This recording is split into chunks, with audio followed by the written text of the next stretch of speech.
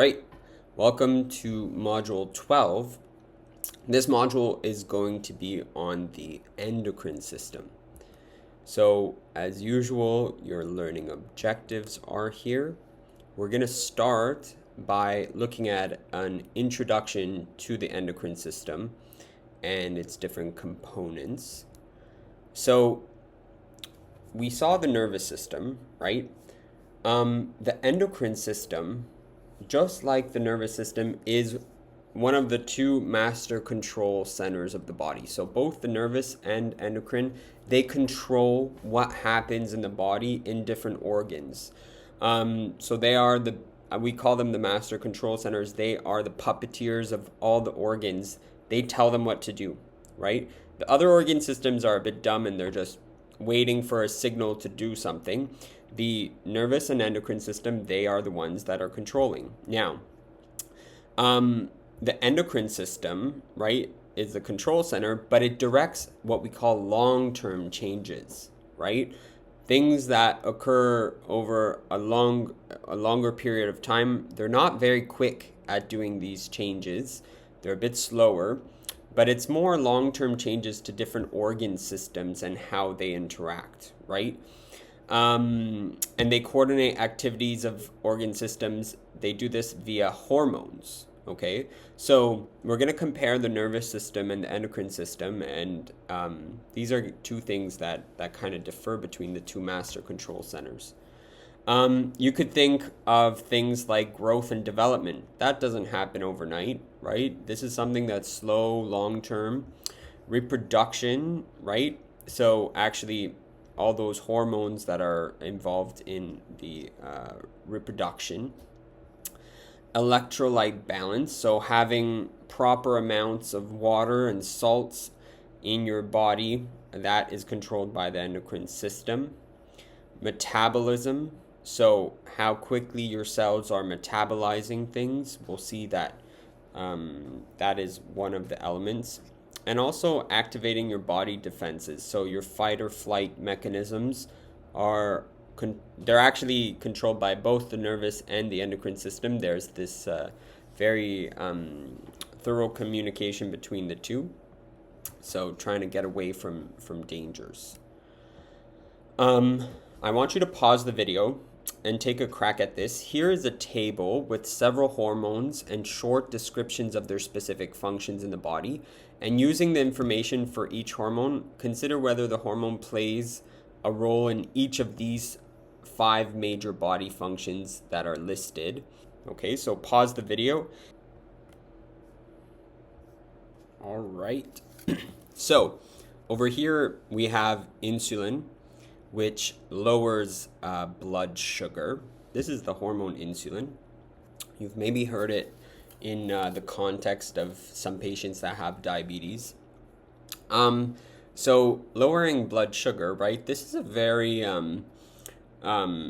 internal metabolic type of situation, dealing with food and burning fuel and in the body, using up sugars, right? And so I would classify this mostly as metabolism, right?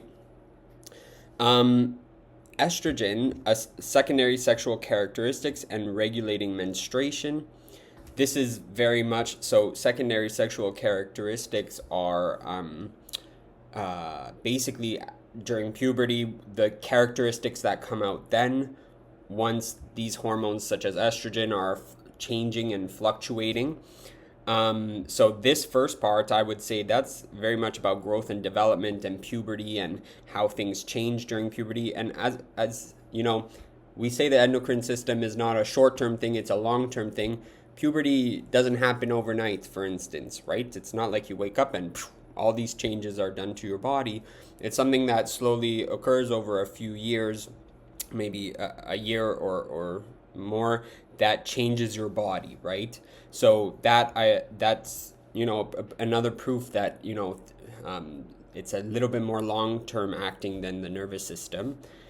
And then here we have regulates menstruation. Menstruation is a mechanism, this whole menstrual cycle, that's very important in reproduction It's preparing an egg for the potential to be fertilized, and then if no sperm comes, then it gets flushed out.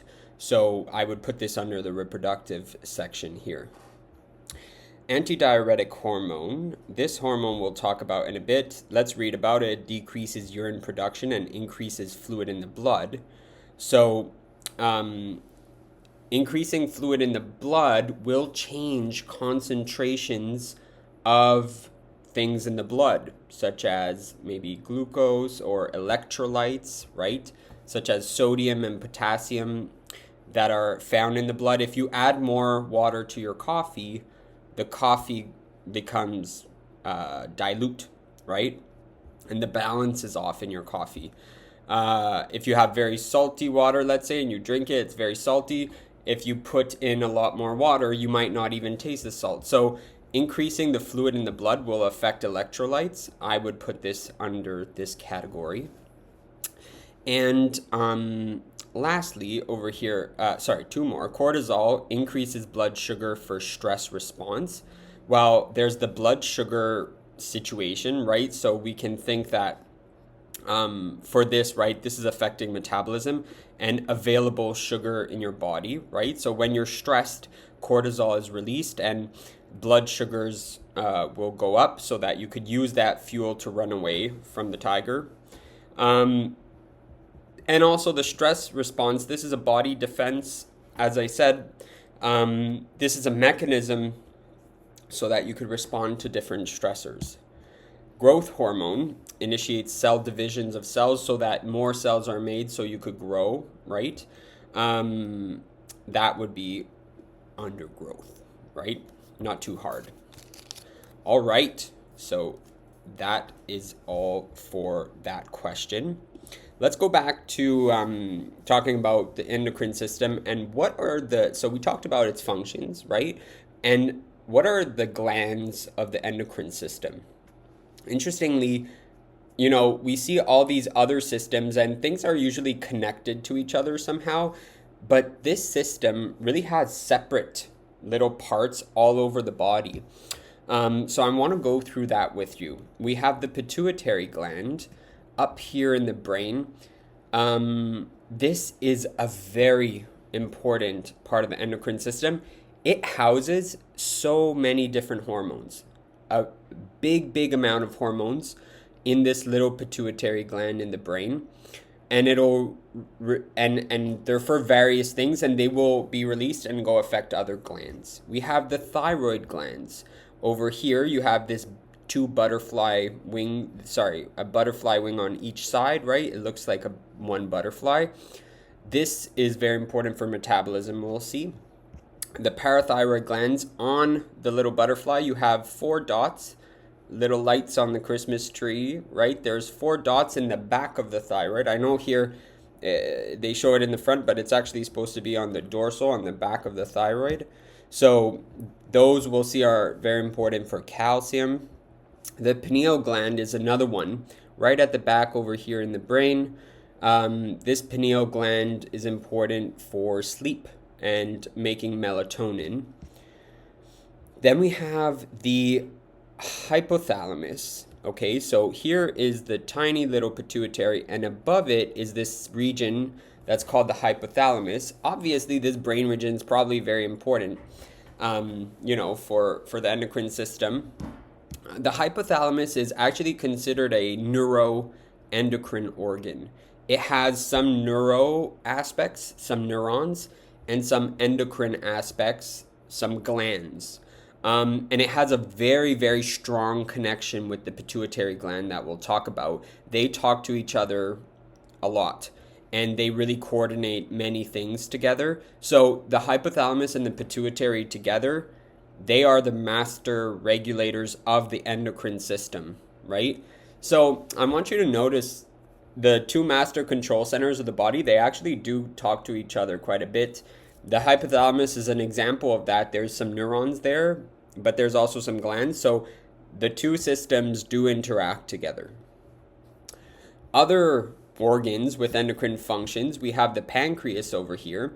The reason why we put it in the other category is it also has some digestive functions. But we say that the pancreas, right, is also has some sections in it that are important for the endocrine system. We'll see that insulin and glucagon are released over here. We have the adrenal glands. Sitting on top of the kidneys are two little hats, right? And these adrenal glands, they do a bunch of stuff. We'll see how they affect the stress response. And cortisol that we talked about before. The gonads, right? So in males, we have testes. In females, the ovary. We'll see that they produce certain hormones. In males, we'll see that they produce testosterone. And in females, we'll see the ovaries produce estrogen and progesterone. The placenta, this is in pregnant women, we'll see that that is a source of certain hormones.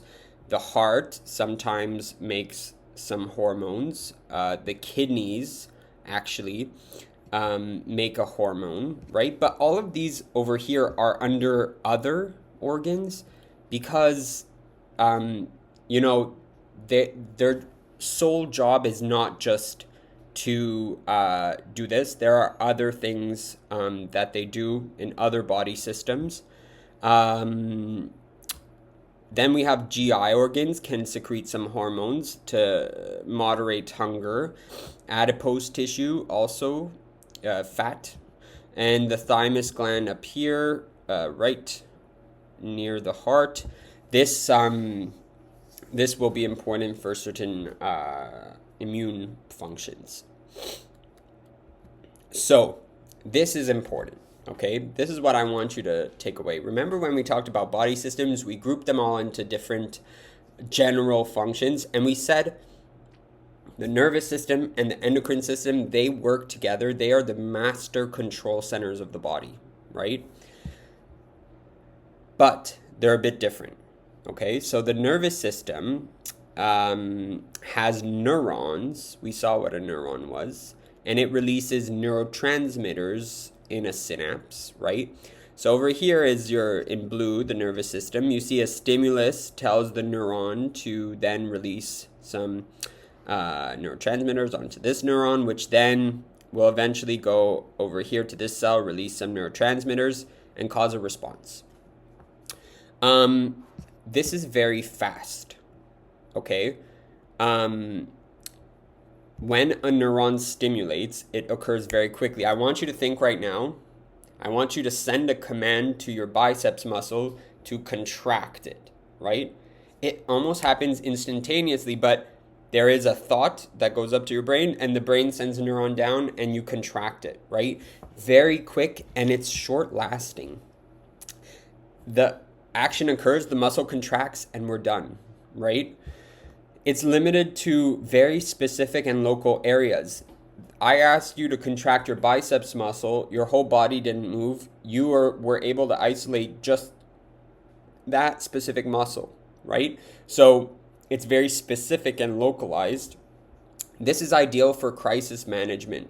Of course, we're not always in a crisis, hopefully. But, you know, let's say you need to run away from the tiger. You're not going to use the endocrine system that's slow to send their signals. You're going to use the nervous system so you could activate all your muscles, run away from the threat, right? The endocrine system too deals with the flight or flight, but we'll see how it's a bit different.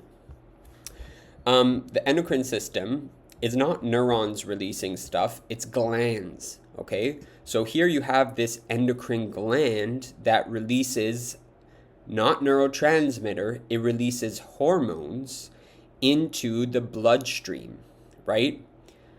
Where does the bloodstream go? It goes everywhere in the body. The bloodstream is distributed across the whole body, carrying these hormones everywhere. So, one thing to know about this, it's a very slow response time. It takes a little bit of time for this system to work because the cell needs to make the hormone, secrete it in the blood. It needs to get to the right place in the circulatory system, bind onto the cells, right? But it's generally long lasting. when there's hormone in the blood, it'll keep circulating and keep going through. It'll bind and unbind to the target, right? And it'll keep circulating. So it's much longer in terms of its timing than over here, the neurons, right? And it has a systemic effect. The fact that this hormone goes into the bloodstream means that technically it can activate anywhere in the body. It can be transported anywhere. A neuron really just sends its projection to a specific muscle, right? And that neurotransmitter can't go very far, right? So neurons are local, they're specific to their target. Whereas this here, technically, this hormone can bind and exit the bloodstream anywhere, right? We're going to see that it is constrained because it only binds to specific receptors. But I want you to think, for example, at the hormone testosterone or estrogen. These two hormones are released during puberty, right? And as I told you, they're slow.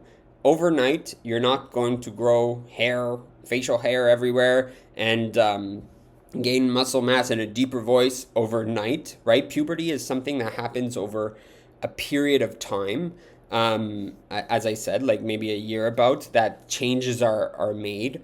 So it's a slow response time, and it's systemic. As I just said right now, there's hair growth, let's say testosterone, right? Hair growth occurs at this time. So that's happening at the hair follicles, wherever they may be.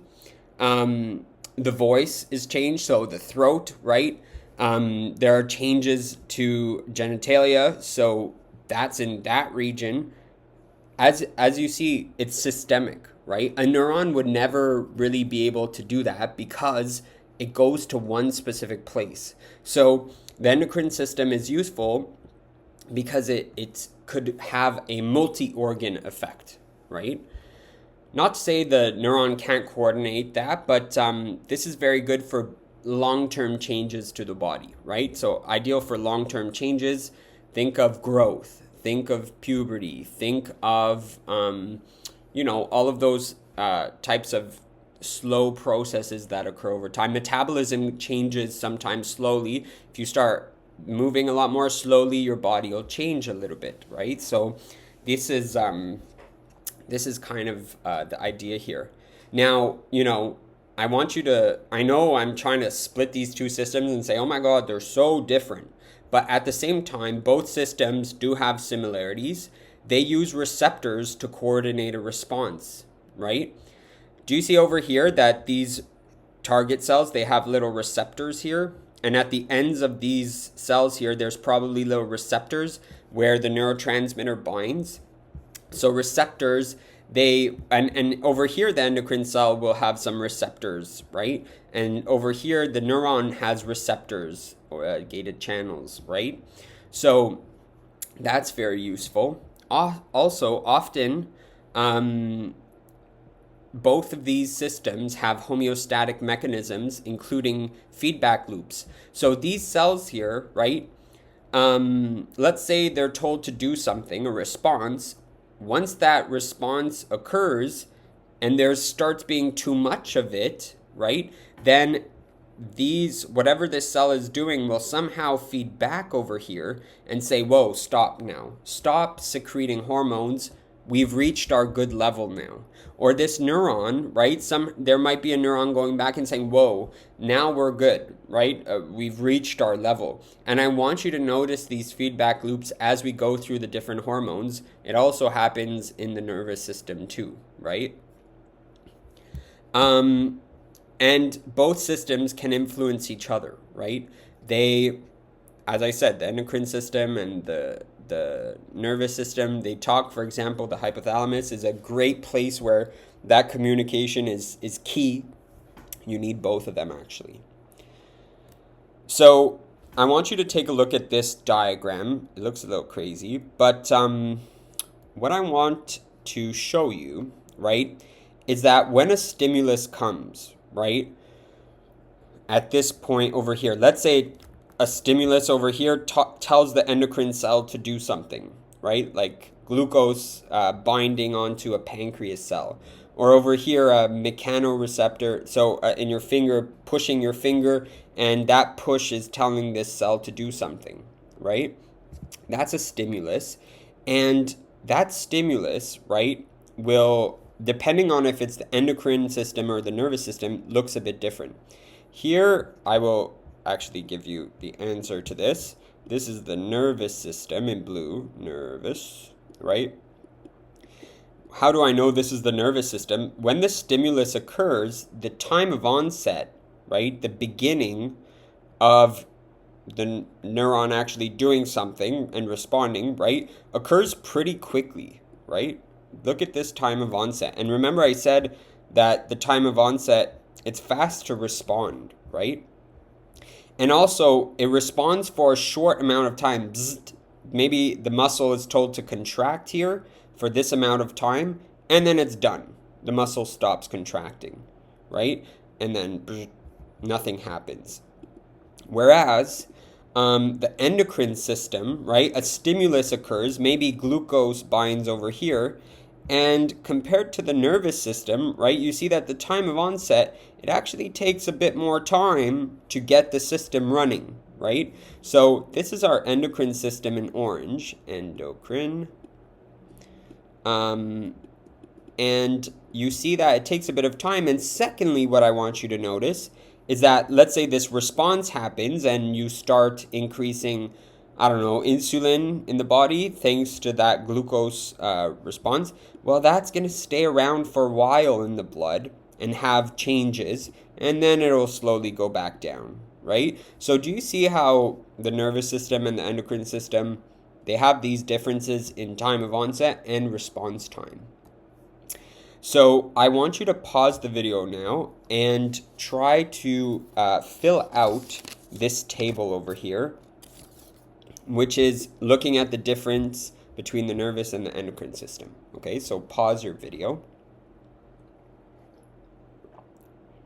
And once you're ready, let's go through these.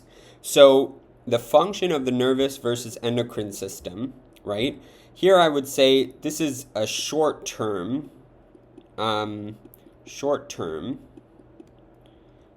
control system, right? Control center, sorry. So this is very good for very short-term things. We need to send a signal to do this in the body. This is, so center, right? Center. This is a long-term control center, right? Control center. All right.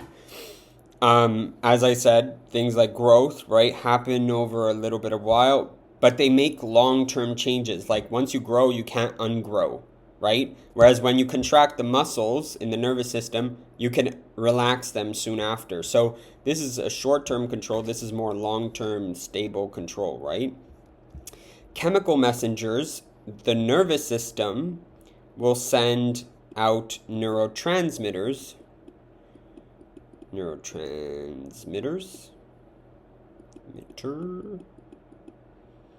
from neurons, right? Neurons will release neurotransmitters to do the job.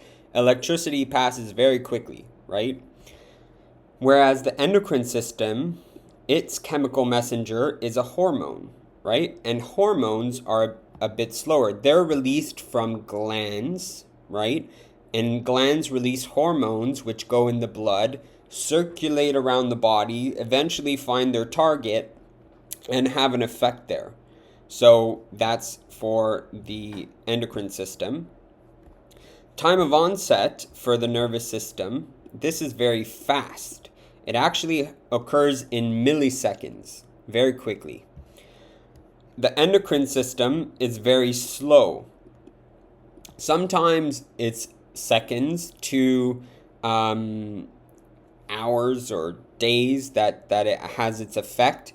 So it depends exactly what hormone you're talking about, but this is much slower than the nervous system, definitely. Response time, this is very fast, this nervous system. It responds immediately, right? The time of onset is pretty quickly. Sorry, the response time is very fast. It only it will kind of last quickly and then end, right? That's what response time is. And for the endocrine system, we say that it's slow, right? It's prolonged. So hormones are released and it has its effects for a longer amount of time. Metabolism changes for a while, or growth occurs over a longer period of time. It's sustained, right? And you see that in the plateau here, how it goes up and it keeps staying up and then slowly might go down, but it has its effect for a longer time. This is a spike and then that's it, right? The range, this is very local for the nervous system, right? Meaning that the neurons are putting neurotransmitter and quickly initiating one specific type of muscle or one specific gland, right? And having its effect contracting just that one thing where its little axon terminals are, where its synaptic terminals are. Whereas the endocrine system, we say that it is systemic because it has a wider array of tissues and organs that it could affect. Remember what I said about the hormone, for example, like testosterone, has many places in the body it could have an effect, right? So growth, for example, right? Growth hormone has an effect on many tissues that end up growing, right? Bones, muscles, all of these things. So that's kind of the idea over here. Now that we've compared the endocrine and the nervous system, we're just going to focus on the endocrine system now. That's going to be our pure focus from now on. And we're going to talk about the types of glands that we have. Not all glands are part of the endocrine system, but all endocrine functions use a gland, right? So let me try to make you understand this. Glands could be either exocrine or endocrine. Exocrine glands, secretions exit only onto the body's surfaces or cavities through ducts. So here's a little pit with many glandular cells over here. This is a gland, and the gland makes secretions such as sweat. In this case, it makes that sweat, puts it out here, and it exits out through a duct. Okay. Over here, endocrine glands, secretions will enter the blood vessels and they don't use ducts. They're not going through a duct to get released onto somewhere. They actually are entering into the blood vessel, and that means that they secrete hormones at a distant organ. So these little glands here will secrete hormones into the blood vessel, and then in the blood vessel they travel to a specific, maybe different organs, and they have their effect there. So they use the blood vessel internal. This is like an external way, whereas this is more of an internal passageway. One thing so all of this is called the endocrine system. This lecture, we are just talking about this. We are just talking about things that are released into the blood and circulate around. So we are talking about things like the thyroid gland. This, for example, secretes thyroid stimulating hormone into the blood, and that gets sent around. The pituitary gland secretes 8 different hormones into the blood and goes around. The testes secretes testosterone into the blood, which goes around and has its effects. So I want you to notice the theme here, in the blood. This is secreted into the blood vessel, into the internal highway of the human body, and sent everywhere. This over here, right, we are not going to talk about in this lecture, but I want you to understand it's still a gland, right? It's just that it's not an endocrine gland. So secretions exit, and I want to make a caveat here.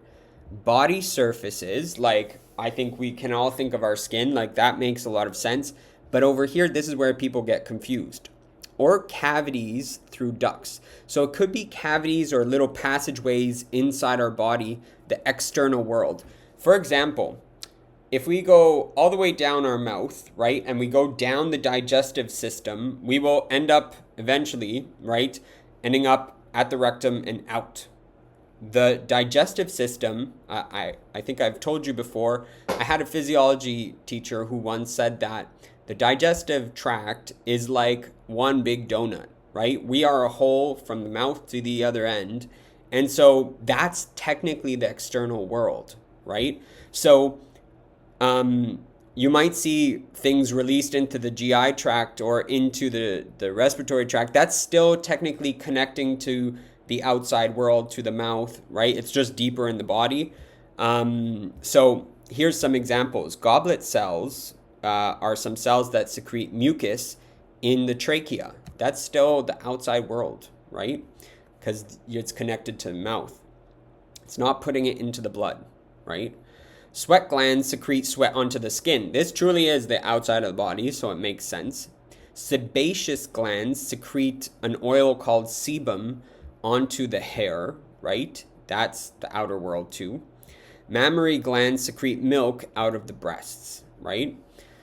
So another thing to say is that some organs are mixed. They are partially exocrine, partially endocrine. And I'll give you an example of the pancreas. The pancreas has some exocrine functions. It secretes digestive enzymes into the small intestine duct. So it makes enzymes and the pancreas secretes it into the duct of the intestine. Remember that intestine is still the outside world. It's connected to our mouth and down below, right?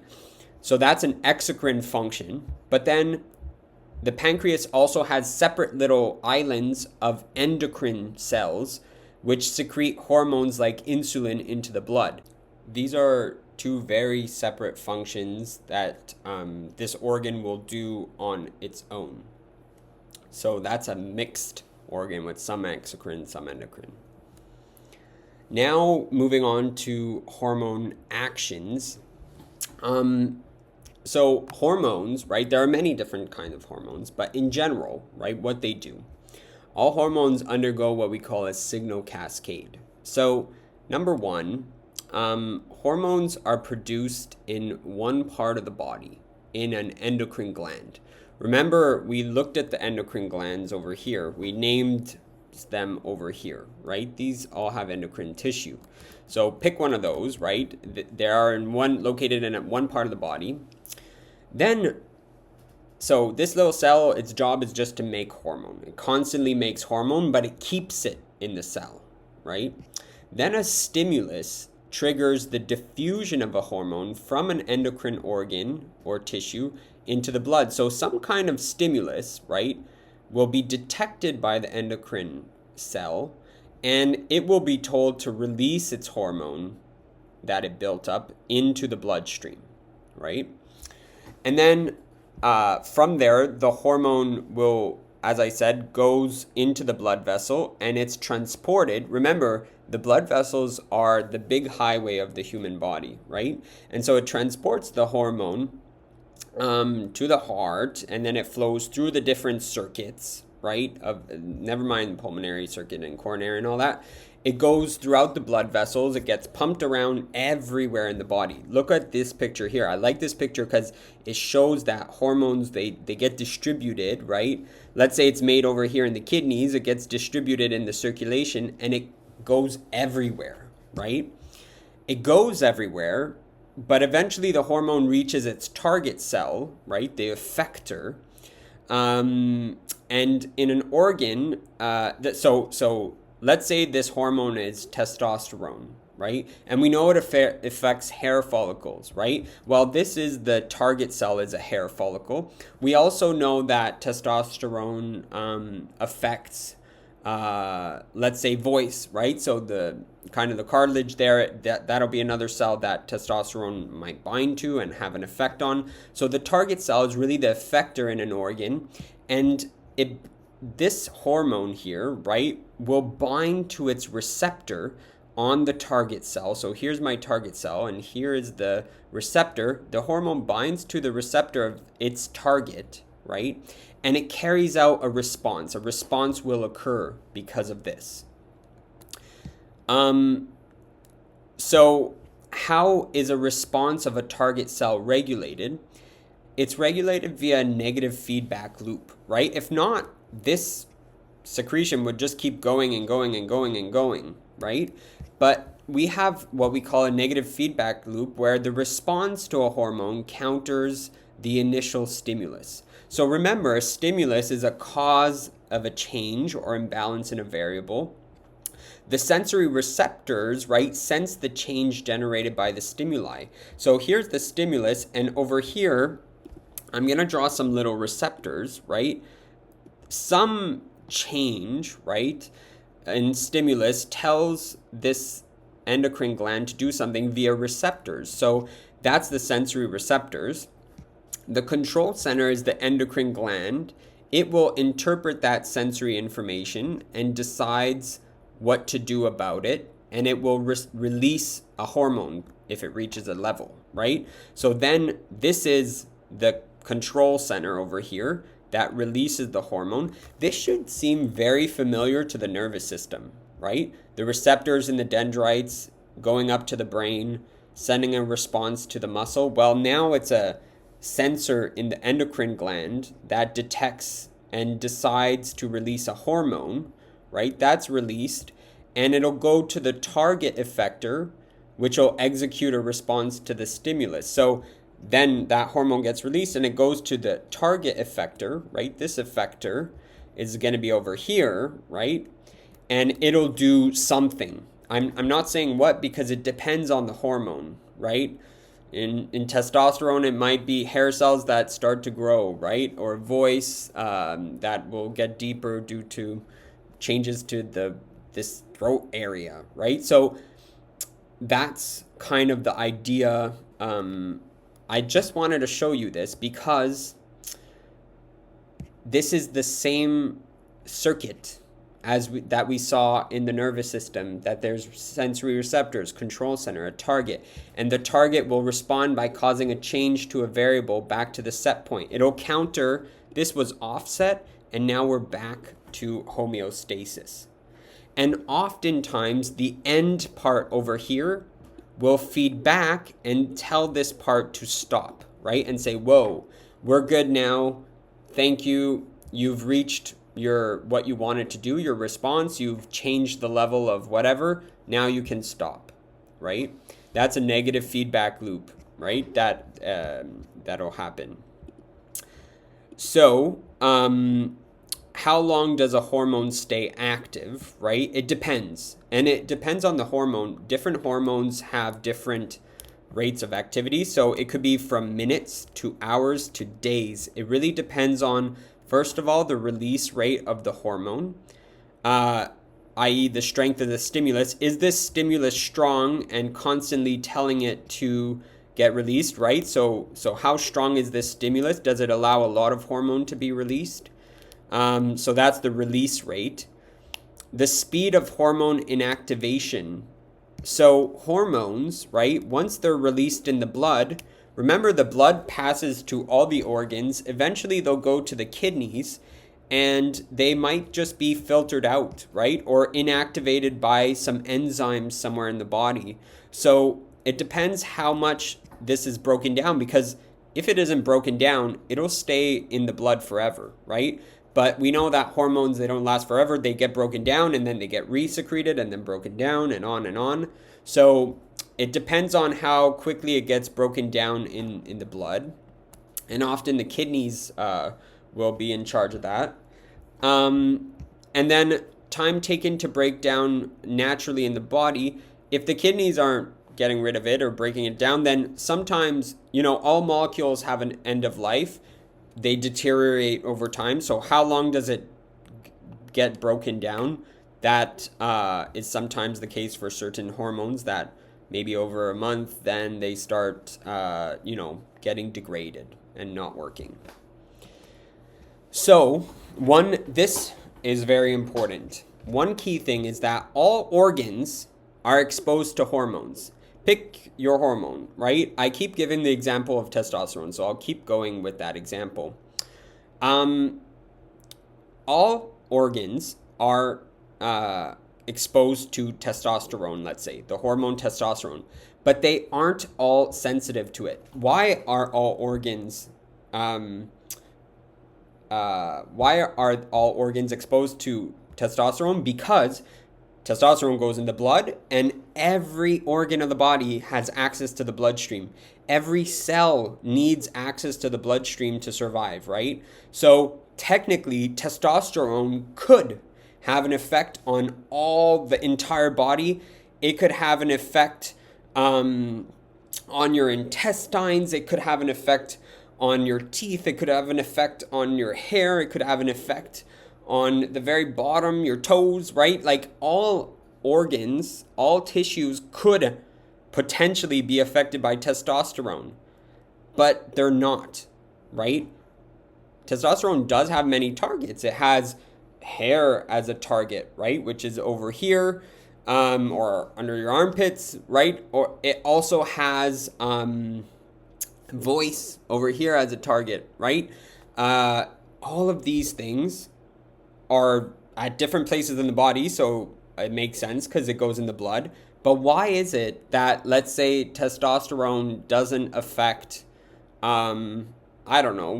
make a change in your intestine, or to your skin, or to your teeth, right? Why doesn't that change during puberty due to testosterone? It still has access. Testosterone still goes to those places technically because of the bloodstream. So what is it? Why is it that all organs are exposed to hormones, but they're not all sensitive to it, right? And sensitive is the great word here. That's because not all cells are sensitive to given hormones, because each hormone binds to its specific receptor. Remember that a target cell expresses a gene that codes for a hormone receptor, right? And that specific shape and size of that receptor here matches the specific shape and size of this testosterone hormone, let's say, right? So here's the deal, right? Non-target cells, let's say this purple is testosterone, right? We said that target cells, this could be a hair cell, and the hair cells have testosterone receptors, and over here, the testosterone can bind to the hair cell. But we said that testosterone doesn't affect, let's say, the intestines, right? I didn't hear of any big digestive changes that happen during puberty. Over here, right, here's my non-target cell, let's say the intestine cell, and it does not have the right receptors. It doesn't have a testosterone receptor. It only has this other receptor for who knows what, right? And if it doesn't have this specific receptor, then the hormone will try to bind, but it won't work, so it'll keep going, and it'll only go to places where that receptor is. So these types of cells here, right, not the target cell, it has the wrong receptor. They're said to be insensitive to that hormone. They don't respond to that specific hormone because they don't have the receptors for it, right? So target cells, right, they have receptors specifically for the hormone they bind to, and non-target cells don't. That's why testosterone can affect hair cells, because those cells have testosterone receptors. But they can't affect your intestines, because the intestinal cells don't have testosterone receptors, let's say, right? This is a very, maybe not it's a very drastic example, right? I wouldn't, there are many different other examples of this.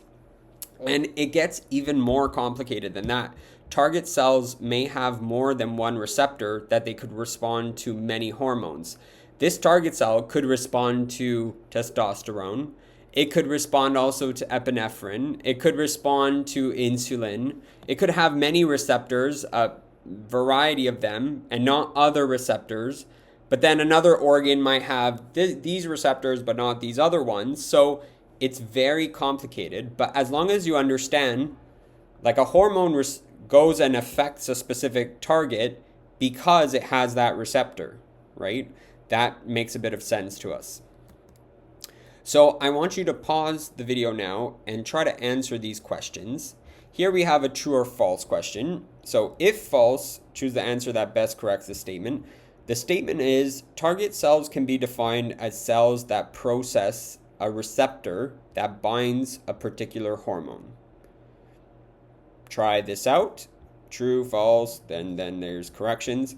And then this question here says, which statement below correctly identifies the difference between the endocrine system and the other body systems? And you have a few options here. So pause the video and give it a try.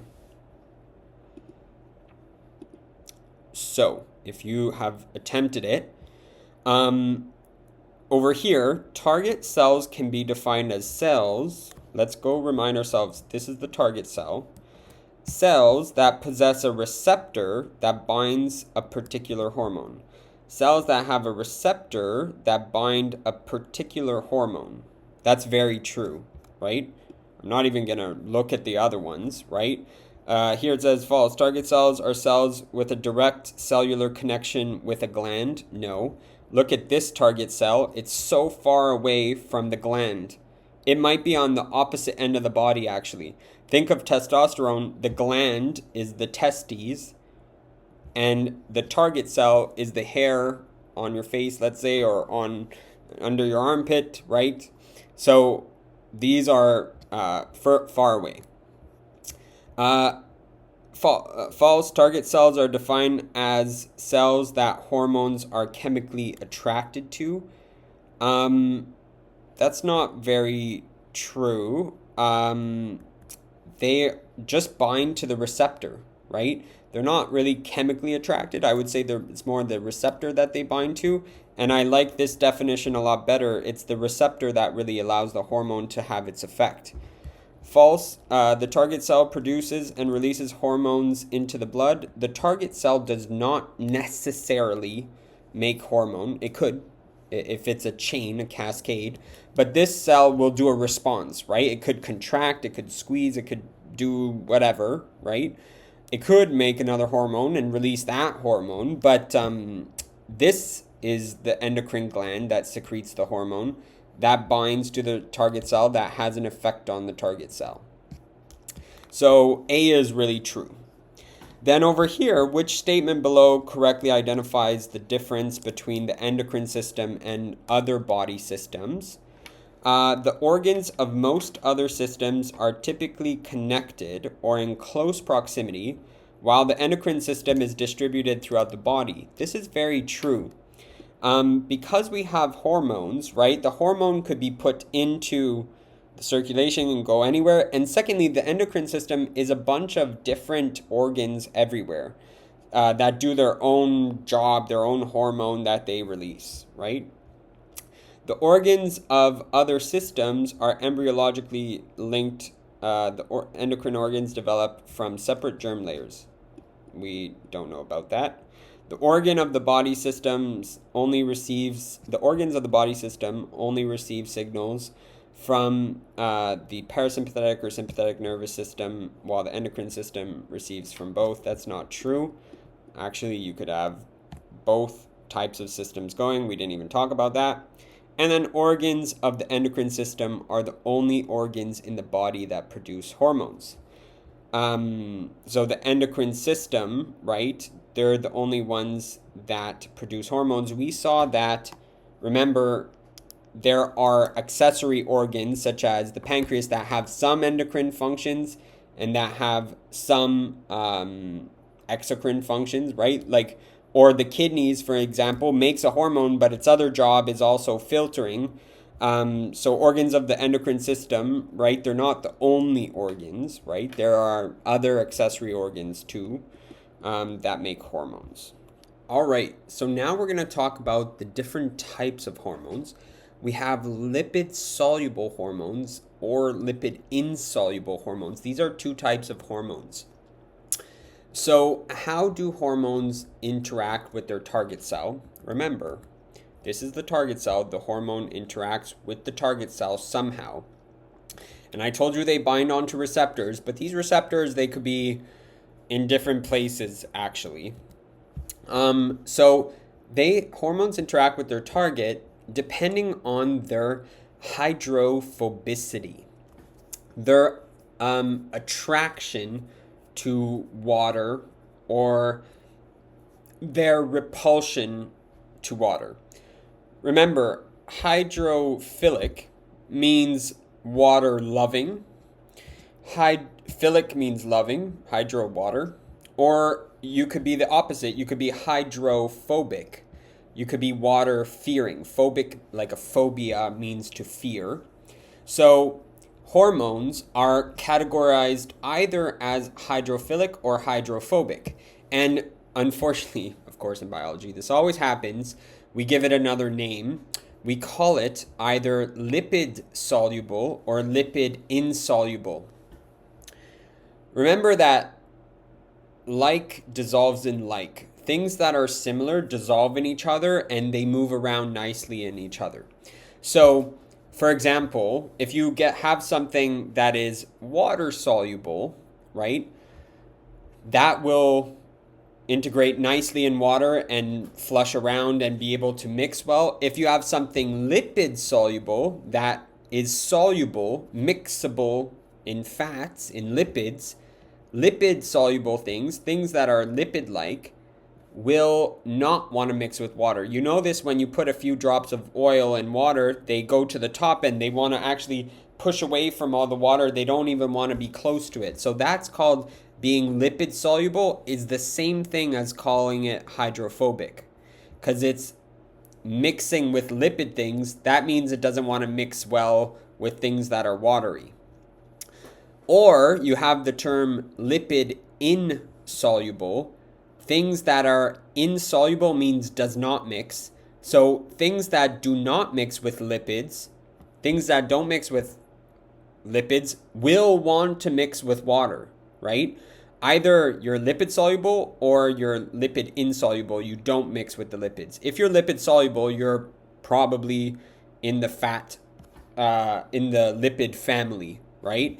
If you are in the lipid insoluble category, then you do not want to mix with fats, so you will mix with watery things.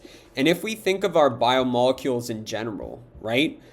We had 4 biomolecule classes. Lipid insoluble, lipids, that class of biomolecules is the ones that will be lipid soluble. That includes steroid hormones, right?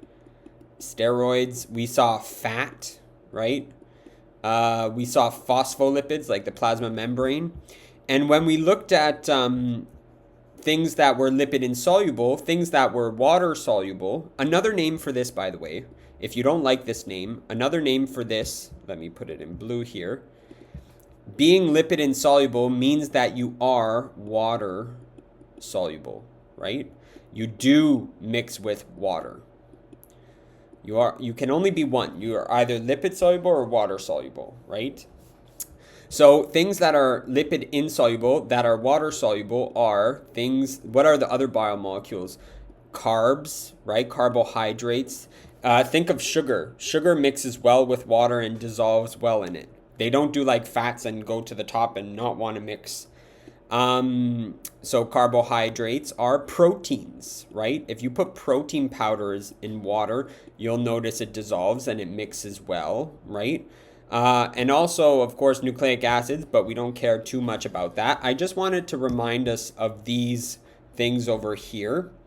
So we're going to categorize our hormones according to this property of hydrophobicity based on whether they're lipid soluble, meaning that they are hydrophobic, right? Or lipid insoluble, meaning that they're water soluble. So let's talk first about the lipid insoluble hormones. These are water soluble, right? They do mix well with water. Do you see this little hormone? Nice in this puddle, it's going around. when they're transported in the blood, right? They are dissolved in the blood. Blood is basically water. It's a good 90%, I believe, water, right? So lipid insoluble hormones, they like water. They don't like lipids, but they like water. So when they're floating in the blood vessels, they can just be transported in the blood. They're fine. When these hormones get to the cell membrane, however, right? So let's say over here you have a hormone that's released over here from the kidneys, let's say, and it goes into the bloodstream. It's happily dissolved in the bloodstream, and it gets to the cell here. It will need to bind onto a receptor over here, right? Some kind of a receptor on the cell membrane, because it cannot cross into the cell. Do you see how this arrow is not going into the cell? It's only going to the very end of it. That's because this hormone that is water loving cannot enter. Do you remember that things that are hydrophilic, right, like proteins and carbs, they cannot go through the cell membrane? Remember that the cell membrane is little phospholipids, right? Here are the little heads. This is a bilayer of phospholipids that is a boundary, right? So actually hormones, that are lipid insoluble, they will bind onto receptors on the cell itself. And that receptor is on the cell membrane, right? Because they cannot cross into the cell. So pretty much all of the hormones we'll talk about, except the sex hormones, are lipid insoluble. So most non-sex hormones, because sex hormones are actually steroid hormones and they belong to the lipid family. Every other hormone that we'll talk about pretty much is water soluble, and it's able to go through this because they're water loving. They love to pass in the bloodstream because blood is mostly water, but once they get to the cell, they need to bind onto a receptor just like this over here on the cell membrane, because they can't enter through this barrier over here. This barrier here is hydrophobic. It's a phospholipid bilayer, right? Remember that from biomolecules. Lipid soluble hormones, however, right? If they are fat soluble, that means that they are probably this steroid hormone. Here you see estrogen and testosterone. These are sex hormones, right? So they fit into this steroid category. They will be transported, bound to a transport protein. So for example, over here you have the ovaries. They will make this estrogen molecule. Because it's a steroid and that it is fat soluble and it does not like water, it's hydrophobic, that means that it cannot float like this in the bloodstream. Remember things like fat? I told you things like oil. Oil is a fat. If you put it in a glass of water, it goes to the top of the water and it doesn't want to touch the water, right? Or if you put fat in a blood vessel, it'll stick to the sides and it'll make like a plaque, right? So that's an example, right, of things that are fat soluble. They are not water soluble. They don't like water. So they actually need what we call a transport protein. They have this little boat, this little Uber driver here that carries them around wherever they want to go. So they go into this little boat and they go wherever, and they will be transported and temporarily be able to go in the bloodstream, but they're not in contact with the water, okay? Also, what's interesting though, because this is a fat, because this is a steroid molecule, a lipid molecule, right? It will be able to pass across, remember the phospholipid membrane here? It will be able to cross across this fat layer, this phospholipid layer, and enter into the cell. So you see that this arrow is actually entering inside of the cell because it's able to cross through the phospholipid layer. It is lipid soluble, and this is a lipid layer as the cell membrane, so it can cross the cell membrane. And the receptor location actually is inside. The receptors are inside the cell. And so the steroid hormones like testosterone and estrogen that are lipid soluble, they enter the cell and they bind onto receptors inside of the cell, right? This is very different than over here. We had receptors that were on the outside of the cell. Here we actually can come in and bind to receptors that are inside this cell, okay? Okay, so now let's go through a little bit the same situation. We're going to re-explain this in a different way. So you'll notice my color coding. Blue is lipid insoluble, meaning it's water soluble, meaning it actually it is able to go in the water and the blood, and it won't be able to cross the cell membrane. Whereas yellow is like the fatty color, right? Because it is a lipid and it won't be able to go in the water. So that's my color coding. So lipid insoluble hormones. These are another word for it, lipid insoluble, meaning not soluble in lipids, meaning that it is water soluble, right?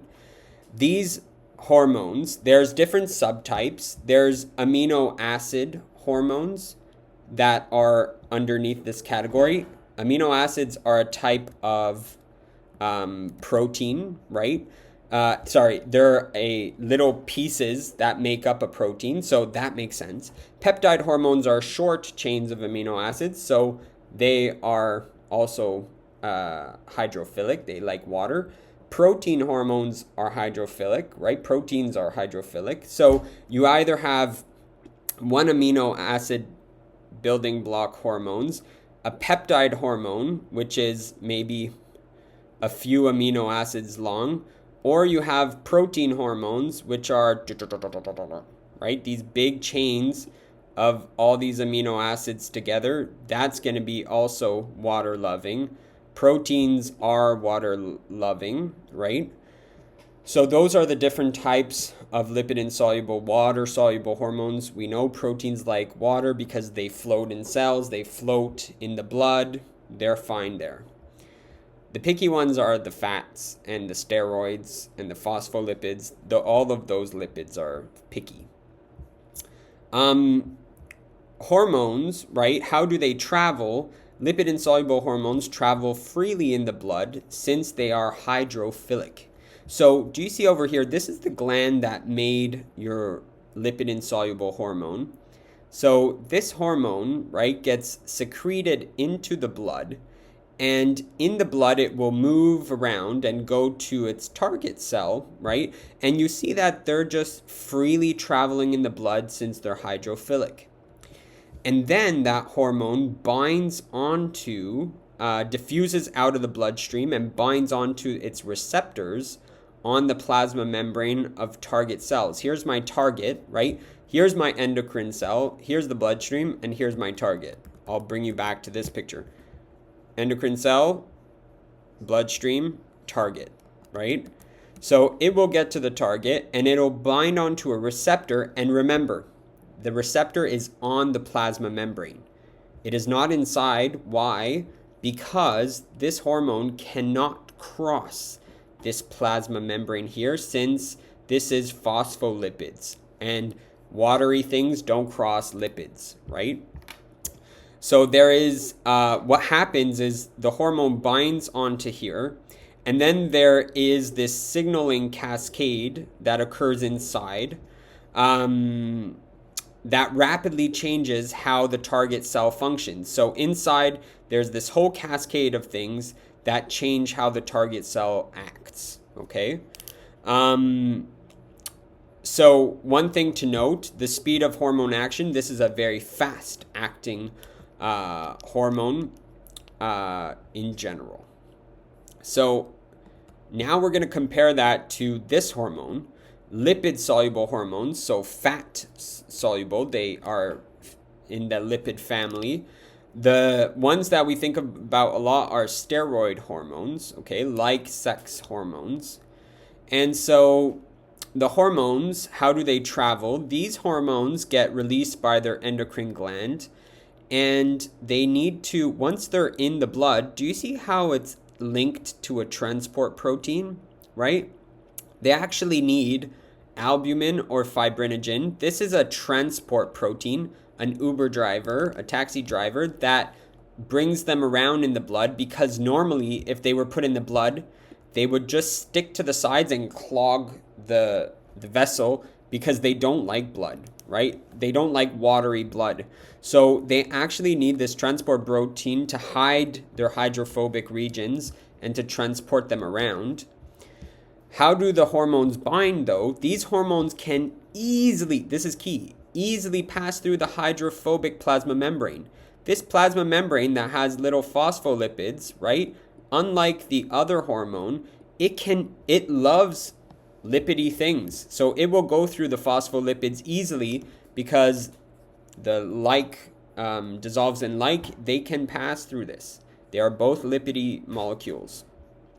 If you mix different oils together, they easily mix, but if it's water and oil, that doesn't mix. So over here, the hormones easily pass through the hydrophobic plasma membrane, and they bind directly onto intracellular receptors in the cytosol or the nucleus. So once they go in, right, they are not binding on the surface here. They are going inside the cell, and they are binding to receptors either over here.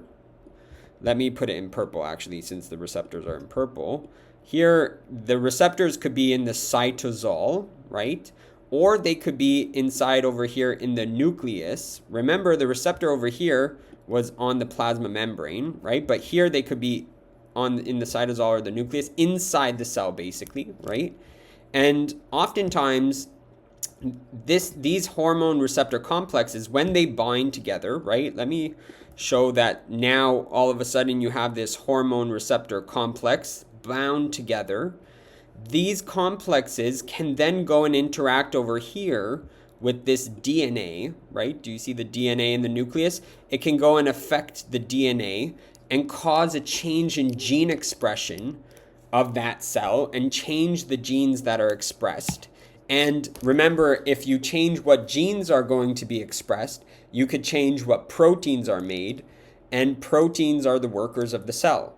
So you're going to be changing the whole system, and you're going to have new functions for this cell, right?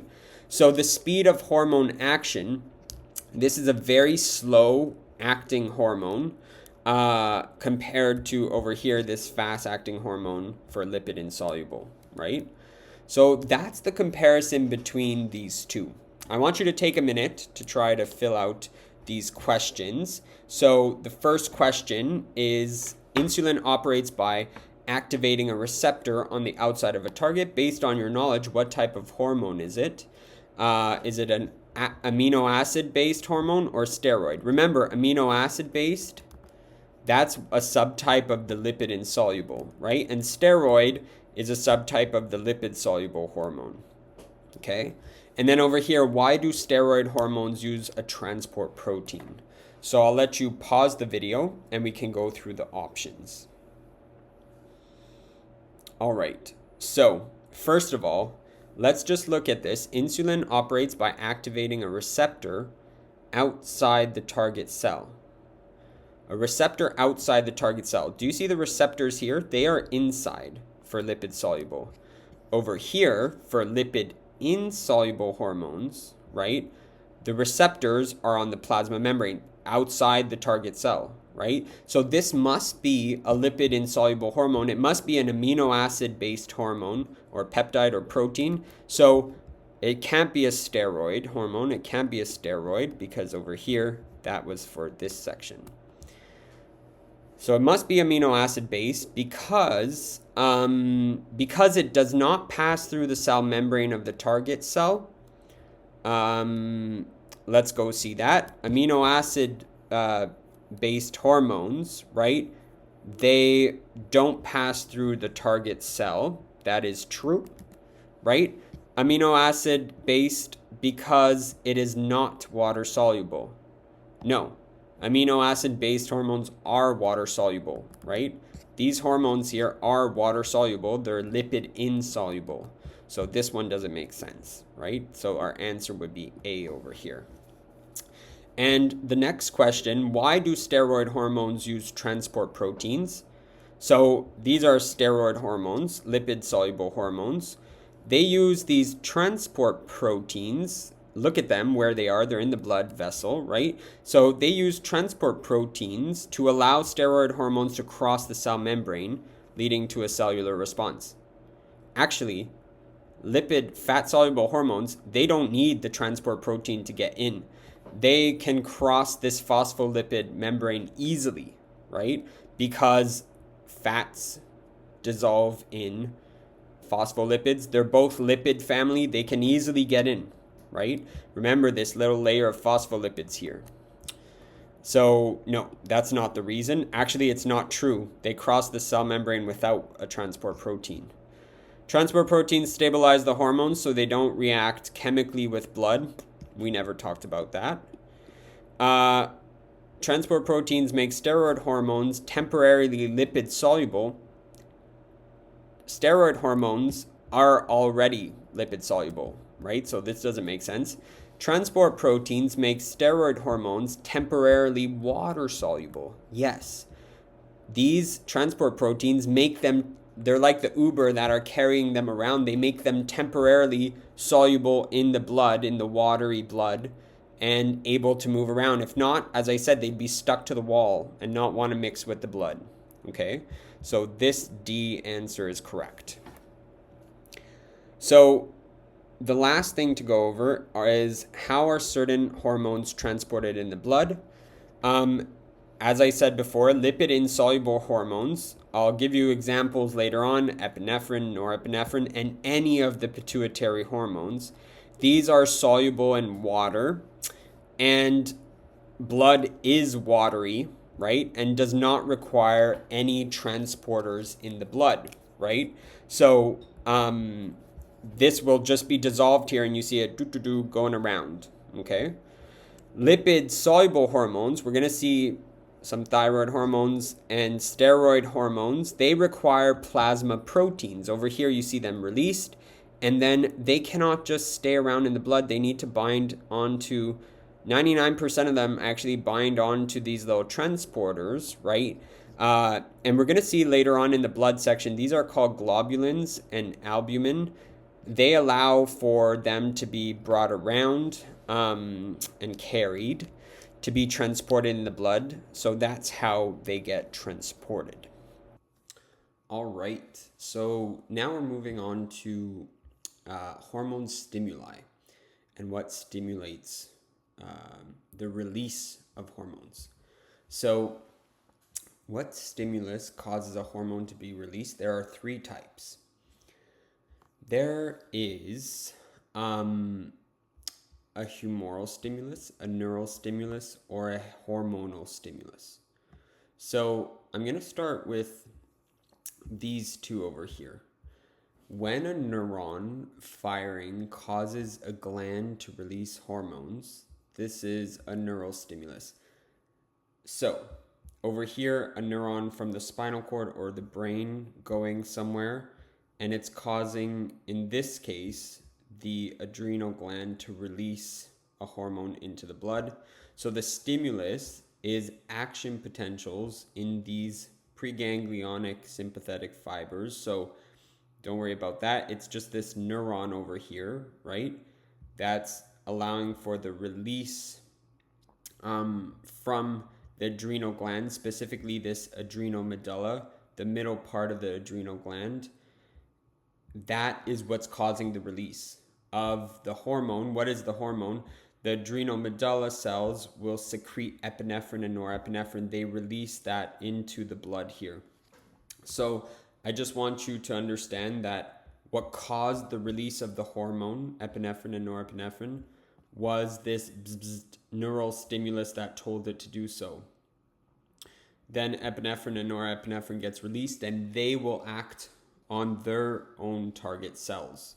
So that's a separate story, right? What I'm asking right now is this release of epinephrine and norepinephrine, where did that come from? That's a neural stimulus. Over here, you have, actually we'll do the hormonal part first. When a hormone causes a gland to release another hormone, this is called a tropic hormone. This is called hormonal stimulus. So for example, over here, the stimulus, right, hormones of the hypothalamus, there's some hormones here, they will go and contact these glandular cells in the pituitary gland, and they will tell the anterior pituitary gland to secrete its hormones, right? So either over here, thyroid stimulating hormone, which will go to the thyroid gland, or the adrenal cortex. There's some hormones that will go over here, or some hormones like luteinizing hormone that'll go to the testes. So do you see how hormones from the hypothalamus caused these cells to release its hormone? It's a hormone that caused these cells to release their hormone. We can also look at it at another level. This thyroid gland, right? What is its stimulus? Well, hormones that came from the pituitary told the thyroid to release its hormone, which is T3 and T4, thyroid hormone. We'll see that in a bit. So that too, if I'm talking about the thyroid gland, I can say that's a hormonal stimulus. If I'm talking about the pituitary, that is a hormonal stimulus, because in both cases, a hormone told it to do something, right? So it's always from the perspective of a gland or cells that you're talking about, and what is it that caused the release of that? Same thing here for the adrenal cortex. The pituitary, certain hormones told it to release its hormone, like cortisol, for stress. So that's we would say that that's a hormonal stimulus. The testes, same thing. Maybe some hormone from the pituitary telling the testes to release testosterone, right? That's a hormonal stimulus. So that brings up another point, by the way, over here. It brings up a point that sometimes it's a chain of events. Something affects another gland, which releases a hormone that affects another gland, which releases a hormone that then has the response, right? So actually in that chain, there might be a few different types. It might be a neural stimulus that then told the hypothalamus to do something, which then told these. So you need to ask yourself the question, what am I talking about when I ask about? You can't just say, this circuit is hormonal stimulus, right? It depends where in the circuit, the cascade you're talking about. Sometimes there's a few different types. Over here, right, I'll give you, so I did neural. If it's a neuron that's telling the release of for the release of the hormone, if it's a hormone telling for the release of another hormone, and then we have this humoral stimulus. This is when a change in solute levels, either ions or nutrients in a body fluid, that's usually the blood, okay, causes a gland to release hormones. That's called humoral. So this basically, right, you know that hormones are in blood, but there are other things in blood. There are ions like sodium, calcium, potassium. There are molecules like glucose, right? If anything other than a hormone, right, is doing the activating, then we call it the humoral stimulus. So things, most oftentimes it's things that are in blood that are not hormones, right? So that are either ions or nutrients, anything that is not a hormone. So is it a neuron stimulating? Is it a hormone? Is it something else? We're probably going to put it in this category, okay? Humoral means kind of in the blood. So over here, for example, the stimulus, when there is low calcium levels, that is detected, this low calcium in the blood that goes to the parathyroid glands, right? that will be detected by the parathyroid glands, and the parathyroid glands in response will secrete parathyroid hormone, which will eventually do its job and increase the calcium back up. But again, what is it that caused the parathyroid glands to release its hormone, PTH? It's the amount of calcium in the blood. Calcium is not a hormone, it's an ion. So we're not going to classify this as hormonal. I don't see any neurons involved here. It must be humoral, right? Another example is glucose going and affecting going to be sensed by the pancreas, right? The amounts of glucose in the blood, the pancreas will detect that and secrete its hormone insulin based on those amounts. All right, so now we're going to go explore all of the endocrine organs. Here they are, right? And this is going to be a lot of information. Each of them kind of do a different job. And what I want you to organize it as is there's going to be this pattern, though, that there's a stimulus, there's a control center, the gland itself, like whatever this is, and there's a response. There's a hormone secreted to change a response to counteract that stimulus, right? Remember the feedback loop? This is the same situation, but for the endocrine system, right? So something will cause a stimulus, will cause a gland to secrete a hormone to do something to counter what the stimulus was, okay? So that will be repeated over and over for each of these, even though they're maintaining different things, right? The pattern will be the same, and that way you can organize your head a little bit more clear. So first are the more complicated ones, the hypothalamus and the pituitary. These are in the brain, and remember I said that's the neuroendocrine link where the nervous system and the endocrine talk. So it's the master control centers of the endocrine system. These we'll see that the pituitary often releases hormones that go to tell another gland to release a hormone, right? So first of all, the hypothalamus, this has direct connections with the brain, okay? And so the hormones that are made in the hypothalamus are, first of all, antidiuretic hormone and oxytocin. These are actually made in the hypothalamus, but they are then stored underneath. Do you see this little sac with two lobes? They are stored in the little sac over here with two lobes. This is called the pituitary gland, so anterior or posterior pituitary. So the hypothalamus makes antidiuretic hormone and oxytocin and stores it in the pituitary, the posterior pituitary actually.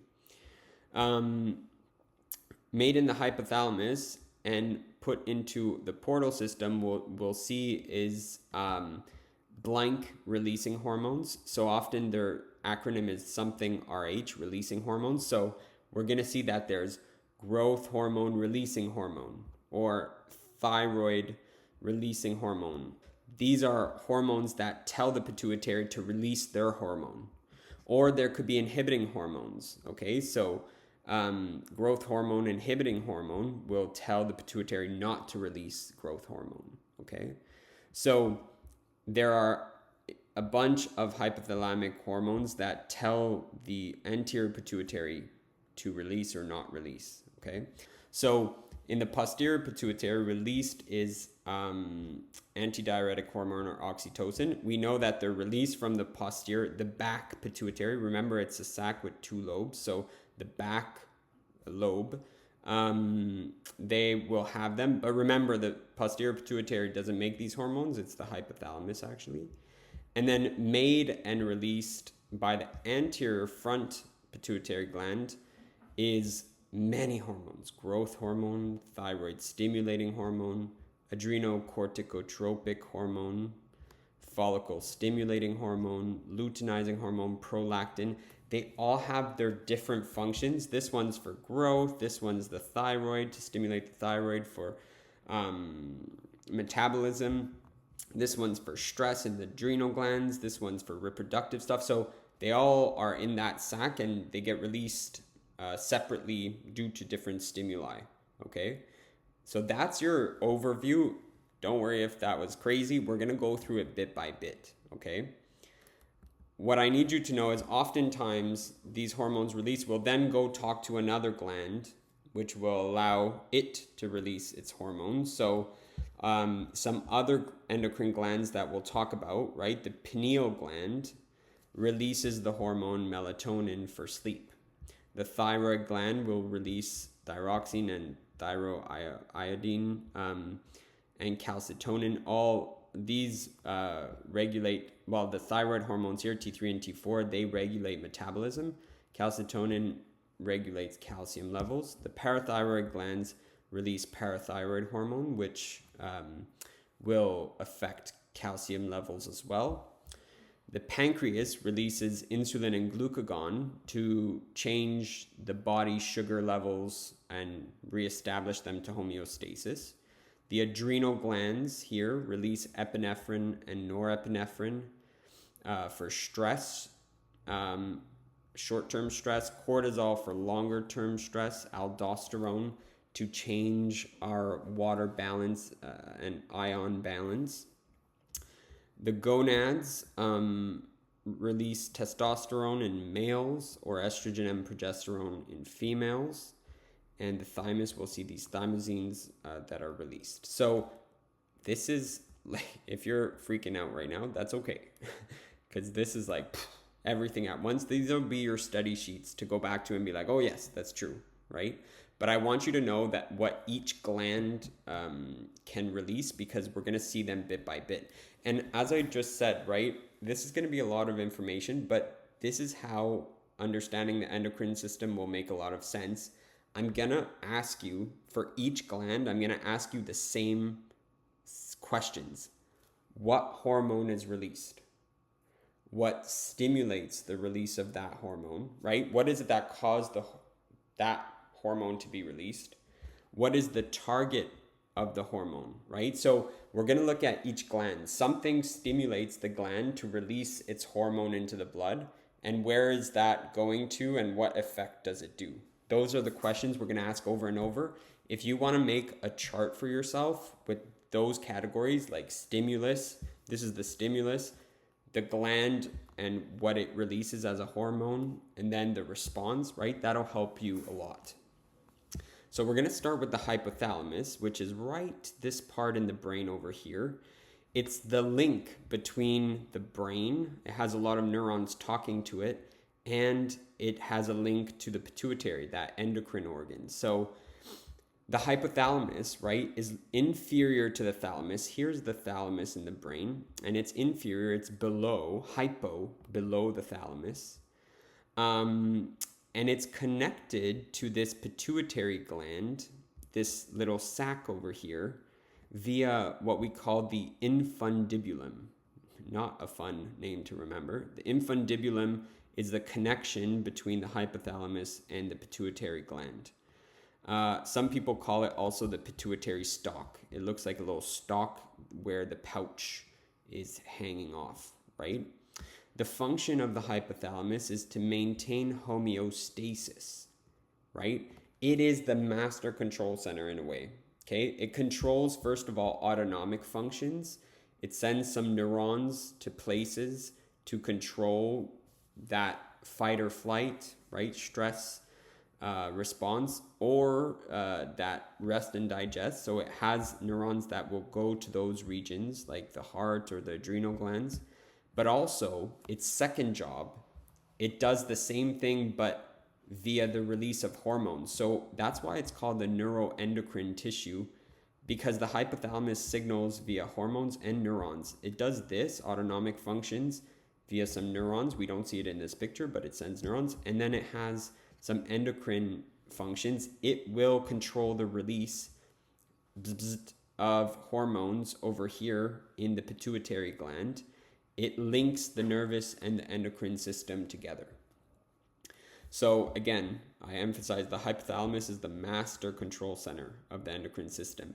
There is a link between the endocrine and the nervous system using the hypothalamus has both some hormones and some neurons, we'll see.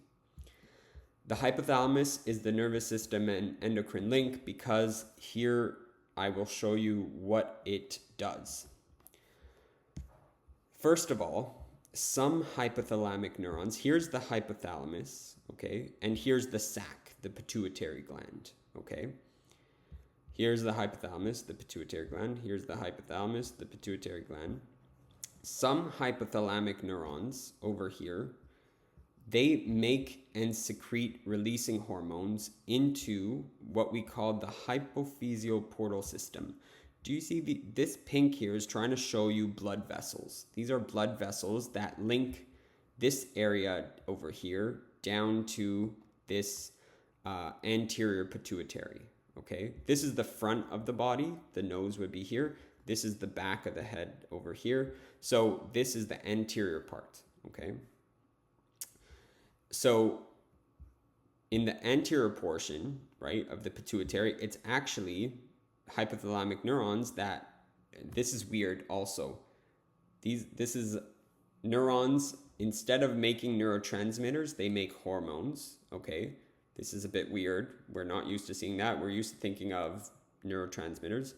But these hormones, hypothalamic neurons, they will make hormones and put them into this little hypophyseal portal system so that it gets sent down to the anterior pituitary. Do you see these releasing hormones in red? That's going to be put in the blood vessels here. And it's released onto the anterior pituitary gland. Do you see the endocrine cells here in the anterior pituitary in yellow, right? The red little releasing hormones will bind onto the endocrine cells and tell them will trigger them to release their hormone. So these cells in yellow, they made this blue hormone and they release that blue hormone into the circulation and that gets sent around. There are many different types. Thyroid, the blue hormone could be thyroid stimulating hormone, which goes to the thyroid. The blue hormone could be ACTH, adrenocorticotropic hormone, that goes to the adrenal cortex. It could be FSH and LH, follicle stimulating hormone and luteinizing hormone, that goes to the testes or the ovaries. These blue hormones could be growth hormone, which goes to the entire body for growth, right? Or prolactin, which goes to the mammary glands for lactation. We'll talk about that. So all this to say, right, sometimes this is an example of the hypothalamus actually being endocrine tissue because the neurons made hormones that released hormones into the blood that went to this anterior pituitary, which told it to release. So this is an example of a hormonal stimulus for the pituitary because hormones told it to release its hormone. So that's hormonal, right? Over here, some hypothalamic neurons make hormones. So they actually make hormones and they extend their axons down into the posterior pituitary. Do you see how they make this blue hormone and they put their axons down the infundibulum into the posterior pituitary? And over here, right, they're going to store their hormones in their little synapses. And when the signal is given, bzz, bzz, and the hypothalamus is triggered, these neurons will release their hormone into the bloodstream and allow it. Do you see how the posterior pituitary doesn't have endocrine cells? It's actually just the neurons that are extended down from the neurons. This region is just a place for storing the neuron terminals, getting ready to release them, okay? Over here, so sometimes if it's in the anterior pituitary, right? Well, then it's hormones released by the hypothalamus into the mini bloodstream, the portal system, down to the endocrine cells, and that tells the endocrine cells to release their hormones. Here it's a neuron coming down and directly neurally releasing their hormones, right? This would be a neural stimulus. And then sometimes hypothalamic nuclei are part of the sympathetic nervous system. So hypothalamic neurons don't go down to the pituitary, but instead they go down through the nervous system out, and they will go onto this adrenal gland, right? And they tell the adrenal gland to make and secrete the epinephrine and norepinephrine, okay? So those are cases. This is definitely a case right over here of a neural stimulus because the neuron told this gland to release epinephrine and norepinephrine, right? All right, good. Now, we saw the hypothalamus, it's this master control center, but hanging off of the hypothalamus is, as I said, these pituitary. And I want you to think of the pituitary as this sac full of hormones, right? So the pituitary gland is a small sac-like organ holding many, many, many hormones, since hormones need to enter blood vessels, right? So here we have the hypothalamus, and here are the sacs, and they are full of hormones. And over here it says, since hormones need to enter blood, right? Do you see the blood vessel here? Actually, there's this region over here, right, of the pituitary, where there's an incomplete blood-brain barrier. Do you see all these blood vessels here around the pituitary? Remember I told you that the brain does not have a direct contact with blood, right? Usually the brain has this blood-brain barrier. It does not want to talk with the blood. There's an exception over here. This is where there is some communication with the pituitary gland and the blood system because hormones need to go into blood.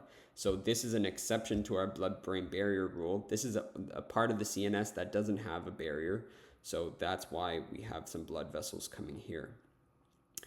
And the pituitary has really two parts. So the posterior pituitary, right, which is at the back of the brain. So again, this drawing is not the best. Sometimes it's flipped, but this would be the back, the further to the back. And this is the front over here, right? So the posterior pituitary, near the postérieur, the back of the back lobe, its type of tissue is neural. All of this here, from the hypothalamus down to the pituitary, there is just neurons, okay? There are just neurons. You see the neuron here, it's trying to show, but there are many of them that go down and reach the blood vessels, which will carry the hormone away. And the posterior pituitary does not make hormones. It stores and releases hormones that were made by the hypothalamus. So the hypothalamus over here in the neuron will make a bunch of antidiuretic hormone, ADH, as well as oxytocin.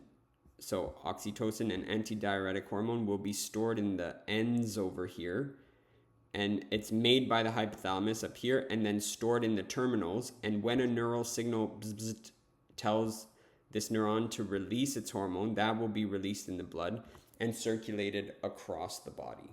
So it's really in the posterior, it's only ADH and oxytocin that's stored there, but it was made up in the hypothalamus, right? On the other hand, for the anterior pituitary gland, this is mostly glandular tissue. You don't really find neurons here. It's just glands. Do you see these weird egg cells? These are supposed to show a gland. It doesn't look like it.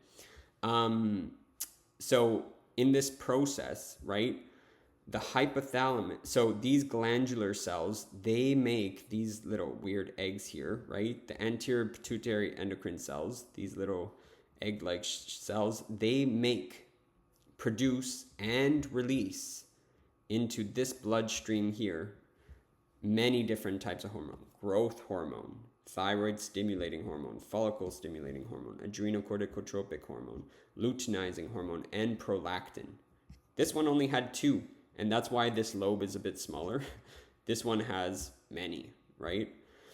So this front lobe is a bit bigger, and these cells, there's many different groupings of cells. Some of them make the growth hormone, some of them make thyroid stimulating hormone, blah, blah, blah.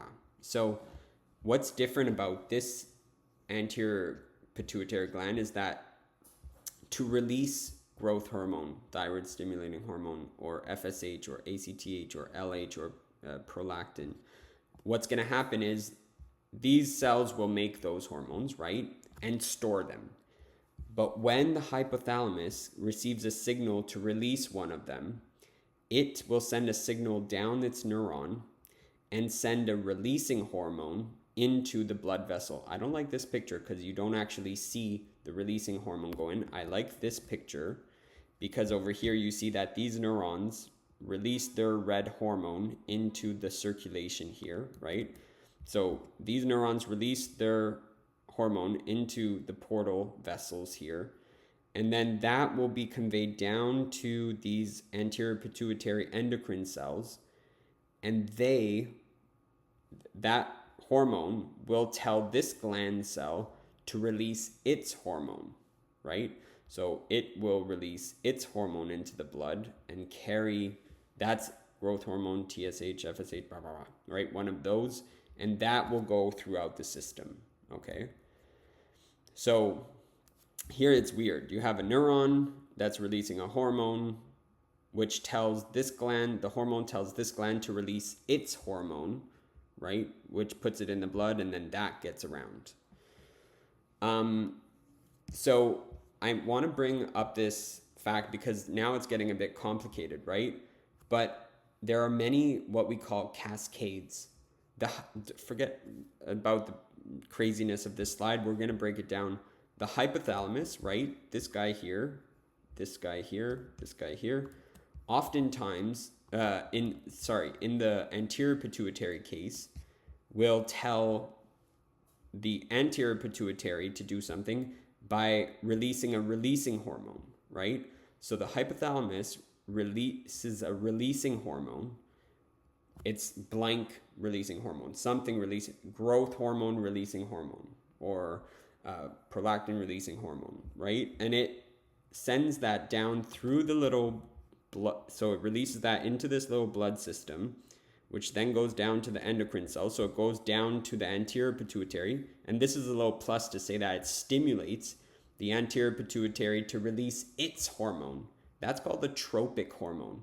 If a hormone tells you to release your hormone, then that hormone is called a tropic hormone. It's in this grouping, this chain of events, okay? So the tropic hormone gets released by the anterior pituitary to another endocrine gland, maybe the thyroid, right?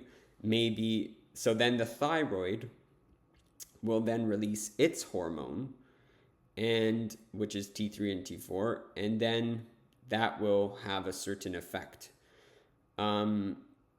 So I want to give you, before I go through the little loops on the side, I want to give you an example of this. The hypothalamus, right, might be releasing thyroid releasing hormone, okay, TRH. If you go back over here to this slide, I think it was over somewhere here. Yeah, over here, the hypothalamus makes blank releasing hormone, thyroid releasing hormone, let's say, right? That thyroid releasing hormone will talk to the anterior pituitary gland, right? And tell it to release its hormone. What hormone is that? That's called thyroid stimulating hormone, different hormone. So thyroid releasing hormone tells the pituitary to release it, and its hormone is called thyroid stimulating hormone because this thyroid stimulating hormone talks to the endocrine gland, which is the thyroid in this case, thyroid, right? That's the gland's name. And the thyroid, this thyroid stimulating hormone, tells the thyroid gland to release its hormone, right? And its hormone is called T3 and T4, or just thyroid hormone in general, we call it. And that will go have its effects on other cells and change metabolism of the cells. So do you see how complicated this is? It's a chain, right? And so the last thing I need to say about this slide is that oftentimes, right, these tropic hormones, these hormones that got told by another one to get released, they often feed back onto the anterior pituitary or the hypothalamus to tell it, hey, okay, now I have enough of this. You've brought it back up to the right levels. Now stop. So over here, do you see this hormone going back and going back to the anterior pituitary to say, whoa, stop? Do you see how this is inhibits? So it's telling it, I'm good now. I have enough T3, T4. You could stop producing this now. Or it goes back to the hypothalamus also to say, whoa, stop. Don't make any more TRH. I'm at the right levels now, right? Until these levels are good, they won't tell it to the hypothalamus. But once the levels are at a good amount, that'll put the brakes on this whole system. So I'm going to repeat this again because it is very difficult. This is probably the most difficult part of the endocrine glands, and then it becomes easier and repetitive. But we're going to go through the posterior pituitary, the 2 hormones, and then the anterior pituitary, and all 6 of these hormones, okay? So, first thing, the posterior pituitary. Remember, this is an extension of the hypothalamus. Here's my hypothalamus, right? And hypothalamic cell bodies, do you see these hypothalamic cell bodies? They synthesize hormones and transport them down into their terminals, right? They put them in their terminals here. So, and they store them in their terminals that are located in the posterior pituitary, right? In the back. Do you see how it's in the back here? So, again, what hormone is released, right? The posterior pituitary stores and secretes hormones that were produced by the hypothalamus. So these hypothalamic neurons, they make 2 hormones, ADH, antidiuretic hormone, and oxytocin. Okay, so hypothalamic neurons synthesize oxytocin and ADH. Over here, oxytocin and ADH, they're transported down the axons via the infundibulum. The axons are all in the infundibulum to the posterior pituitary gland. And in the posterior pituitary gland, they're stored in these axon terminals that are found in the posterior pituitary. And when the hypothalamic neurons fire an action potential, so when these get the signal, bzz, bzz, electrical signals, right? And when they arrive at the axon terminals, this will cause, eventually this stored oxytocin and or ADH to be released into the blood vessels, and then it'll go, oxytocin and ADH will go everywhere around the body and be sent throughout, okay? So these hormones are stored in vesicles found in the axon terminals. So again, if I go back to my drawing, this is the one I'm talking about. The posterior, where it was just the neuron going down, storing ADH and oxytocin, and then releasing it into the blood. Let me go to the other picture. This is the one I'm talking about here, right? The neurons storing their hormones, releasing it into the blood vessels here. Once there's the signal, and oxytocin and ADH are released, okay? So I told you, I kind of explained how this whole system goes, but what is it that stimulates the release of these hormones, right? Well, I told you it's a neural stimulus. When action potentials travel down the axon to the hypothalamic neurons, that will cause them to release ADH or oxytocin from their terminals into the posterior pituitary, okay? And into the blood vessels and out. So let me summarize the posterior pituitary. Here's the hypothalamus, and here are different neurons. Don't worry about what it says here. These neurons go down to the posterior lobe of the pituitary, and some of them release ADH, which we'll see goes to the kidneys. Some of them will release into the blood oxytocin, which will have effects over here. We're going to come back to this picture. This is like a review diagram, okay? So let me start over here. What hormone, again, I'm going to show you the standard that I'm going to ask. what hormone is released, what stimulated that release of the hormone, and what is the target? What is that hormone going to go do? So this is before the hormone, this is after the hormone, and this is the hormone, okay? So in the posterior pituitary gland, the hormone that's released, we have oxytocin, first of all. That is released from the posterior pituitary. From this posterior pituitary, there's oxytocin that'll be released. You see this over here, oxytocin released from the posterior pituitary. What stimulates the release of oxytocin? It depends. There's really two cases. So either stretching of the cervix. So during birth, as the baby's pushing and its head is pushing out, the cervix will be stretched and neurons will come up to the hypothalamus and trigger it to release oxytocin, okay?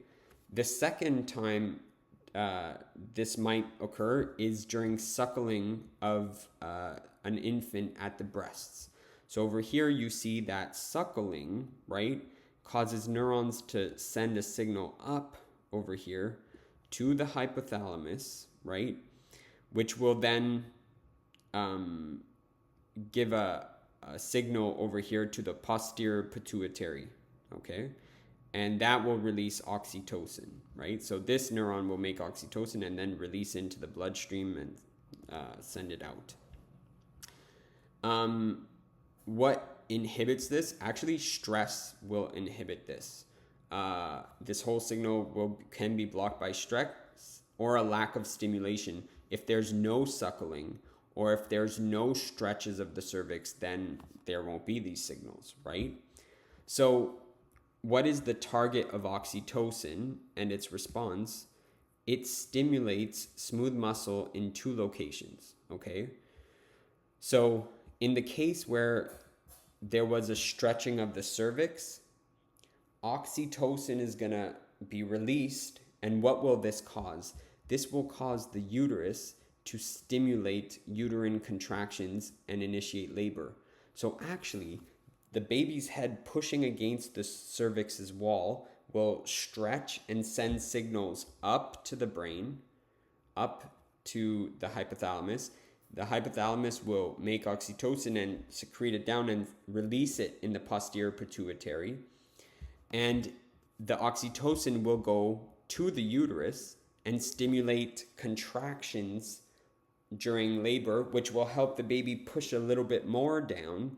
And that will stretch the cervix even more, which will send oxytocin back to the brain and cause even more oxytocin released, and on and on and on, right? So this is actually a positive feedback loop. And oxytocin is, we'll talk about it for the breastfeeding in a minute. So I want you to understand the stimulus of the posterior pituitary gland. That was neural. Neurons go and tell the brain that there's stretching of the cervix, right? It detected that. The gland, the posterior pituitary, is the control center that releases oxytocin. And what is the response, right? The response is that the uterus will contract. If you want, for each of these, you should make a little triangle with what the stimulus was, right? What the control center was. Usually that's the gland that we're talking about at the left corner over here, right? And what hormone, here you could put what hormone is released, right? And what is the effector, and of course, what is the, what does that effector have as a response, right? So in this case, the effector is the uterus, and the response is that it stimulates uterine contractions. So you could do this. This is actually a good way to learn these all and organize your brain in terms of stimulus, control center, response, blah, blah, blah, right? For this one, there's two functions. So it's a bit annoying that there's these two functions, but just make a separate maybe little line, right? And I put it in the picture here. So stimulation of the nipple by the baby's suckling can initiate neurons that fire to the that are firing in the hypothalamus. So this is our stimulus, right? Is suckling at the nipple, and that tells the hypothalamus to release the oxytocin. So in response to hypothalamic neurons, it stimulates the posterior pituitary to release oxytocin. That's our control center. The posterior pituitary releases oxytocin. Oxytocin then stimulates the milk release. So there is the release of this milk that occurs. So the oxytocin will go down to the breasts and it'll initiate milk ejection, the actual release of milk from the breast. So the oxytocin goes down to the breast to tell it to release milk.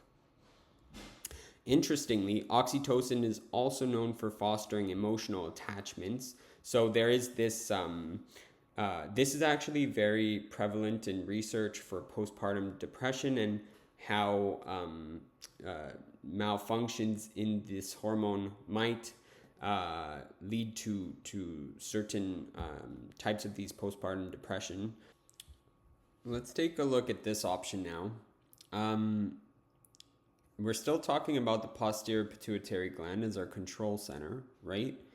But now we're going to talk about not the release of oxytocin, but the release of antidiuretic hormones. So here you see ADH is released from the posterior pituitary. A note, sometimes in clinic we call ADH also vasopressin. It's the same thing. I like both names, and I'll tell you why in a second. But basically, this hormone, okay, what it is going to help us do is change our water to salt concentration. So over here, let me draw a normal blood vessel, okay? Here's a normal blood vessel. It has in it a certain amount of salts, okay? 1, 2, 3, 4, 5, 6. Let's say little sodium and chlorides, right? So it has a certain concentration of salt.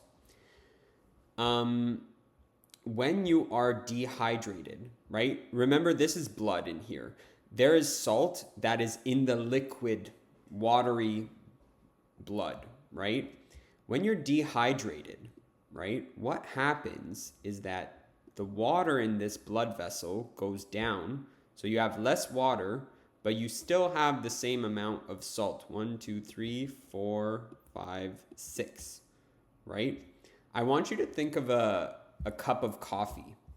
If you have a cup of coffee with 6 molecules of caffeine in it, 1, 2, 3, 4, 5, 6, and this much water, and all of a sudden you still have those 6, 1, 2, 3, 4, 5, 6 caffeine molecules, but then you significantly evaporate the water to only have this much. You've just went from a low concentrated coffee to a very high concentrated coffee. This is like coffee that's full of water, doesn't barely taste it, and this is a espresso over here with like a lot of concentrated coffee, right? So changing the amount of water can affect the salt concentration, and this antidiuretic hormone will try to shift it. ADH is released when there's an increased blood solute concentration.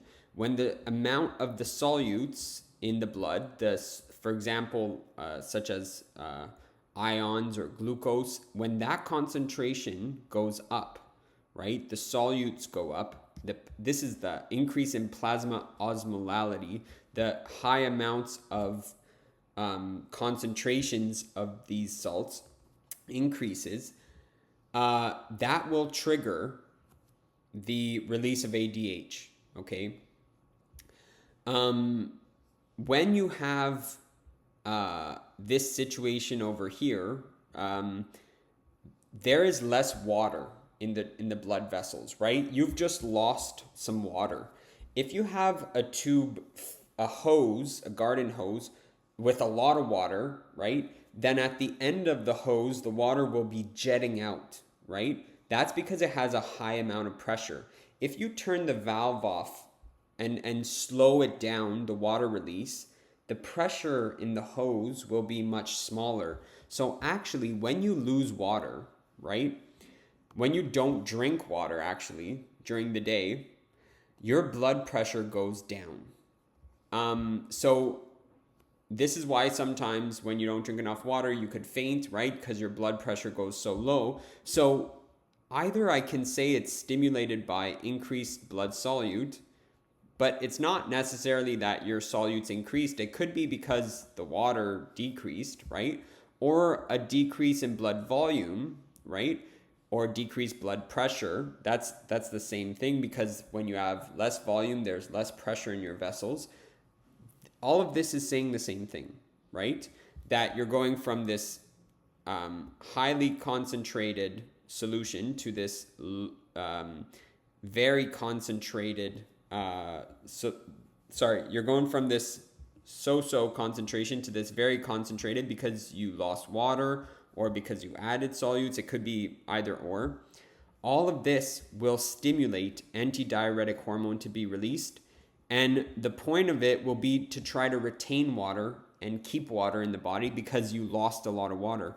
Your body is mostly made of water, so you want to keep that. I'm going to go through the other examples in a second. I just want to understand what the body will do about that. So ADH gets released. And what is the target of ADH? You're going to target the kidneys, okay? ADH is actually the water retaining hormone. It will try to retain water in the body because you went from a situation like this to a situation like this. That's not good. You want to keep water in your body, right? You want to increase the amount of water. You don't want to have this much concentrated solutes. So we call antidiuretic hormone the water retaining hormone because I like to think of it this way. A diuretic, right, or diarrhea, we know that word well, is when you have a lot of water that's being expulsed in your feces, right? Diarrhea. Diuretics are water being released. It releases water, so you urinate a lot. Your feces are very watery. An antidiuretic is anti-diarrhea, right? Antidiuretic, anti-diarrhea, anti-loss of water. You're preventing water loss, right? So what ADH does, when it senses that there is water lost, ADH is released by the posterior pituitary, and it tells the kidneys to reabsorb water back into the blood and not put it into the urine, okay? So over here, the kidneys will actually decrease their urine production. You probably know this. If you didn't drink for a long time during the day and you maybe exercise, right? When you go pee, there will be a small amount of pee that will be very dark, right? That's because your body is releasing ADH and taking the water that's normally in your urine, a certain amount, and bringing it into the blood and saying, whoa, let's keep it in the blood because actually we're scared that we're going to lose too much water. So the kidneys decrease their urine production. ADH stimulates the kidneys to reabsorb water back from the urine into the blood and retain the water in the blood, which will, when we bring the water back into the blood, we're going to increase blood volume and increase blood pressure. Okay? We're going to elevate those and increase our amount of water that's in here. If I increase how much water is in here, my blood volume goes back up. And if I put more volume in a hose, if I turn the faucet on the hose, that increases the pressure that's coming out at the other end. So blood pressure goes back up. Okay? But that means that you're going to be peeing less, right? So during the day, if you don't drink a lot, your urine levels will go down because it's taking the water that's normally in the urine to make it dilute, and it's bringing it into the blood, right? The only reason that when we don't drink for a while, urine is concentrated is because the blood that normally was in the urine is being brought back into the blood vessels, Okay. So in this case, right, blood volume goes back up, and what's going to happen? We're going to bring the amount of water in our tube back, and these little solutes here, right, they'll be back to, do you see how it was this? Then the amount of water inside the tube went down, and now we're back to normal, right? So we're going to return to our normal, and we'll be happy. Our blood solute concentration will go back down because we're diluting these solutes here, and our blood volume will go back up because we added water to the blood. So that's what the kidneys will do to try to help you until you drink water, right? Another thing your body will do is this is a side note, your body will actually, your hypothalamus will tell you that you're thirsty. So you're actually going to be tempted to go and drink water. That's a good sign because you're going to do that and bring water without your kidneys needing to do anything. But also, your peripheral blood vessels at high levels, when you're really, really at this very low blood pressure, they will constrict to try to increase the blood pressure to maintain your body, and you might start feeling dizzy in that eventually because your blood pressure can't stay high enough, right? So vasoconstricting your blood vessels, that could happen to try to counter this over here. But again, this is all temporary until you drink water, right? And replenish. Interestingly, I skipped some of these, but some drugs, right, and will actually stimulate ADH. So some drugs can stimulate the release of this ADH and will make you retain more water.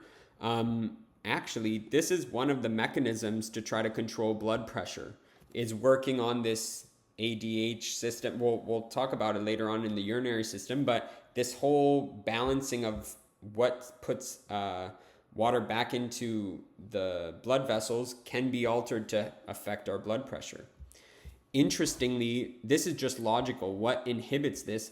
If you then go drink enough water, then this hormone won't be released. You're at a good level and you don't need to release this hormone because your solutes are okay.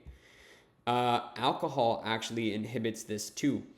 When people drink alcohol, often, right, they end up feeling dehydrated because this system of telling you that you're thirsty, and this system which tries to retain the water, you start peeing a lot, right?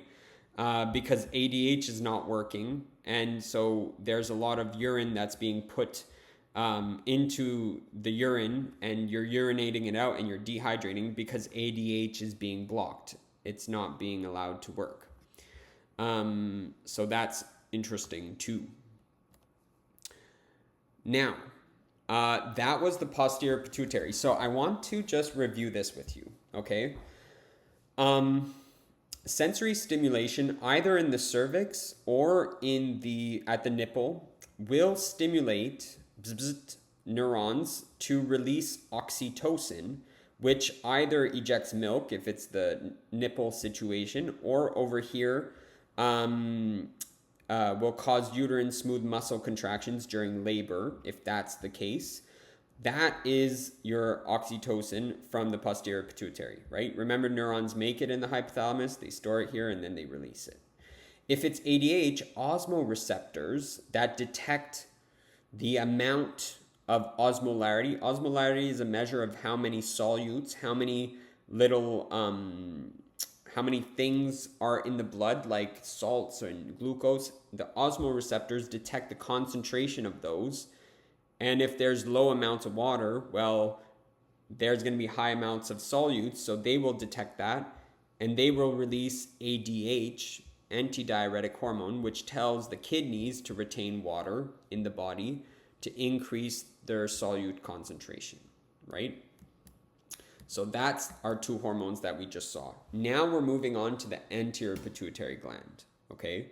So we just looked at, let me go over here. We just looked at these two, antidiuretic and oxytocin. That was these that bring neurons directly here. Now we're going to go do all these, okay? And look at the anterior pituitary. This was the posterior. Now we're doing the anterior. So the anterior pituitary gland, right, is the glandular tissue that produces and releases hormones. It makes its hormones and it releases them. What hormones do they make and release? Many. Growth hormone. Okay, so here there are little cells here that you don't see. They are endocrine cells, and some of them make growth hormone. Some of them make thyroid stimulating hormone. Some of them make adrenocorticotropic hormone. Some of them make FSH, follicle stimulating hormone. Some of them make luteinizing hormone, and some make prolactin. What is it that stimulates the release of these anterior pituitary hormones? Neurons in the hypothalamus release one of two hormones, either releasing hormones or inhibiting hormones.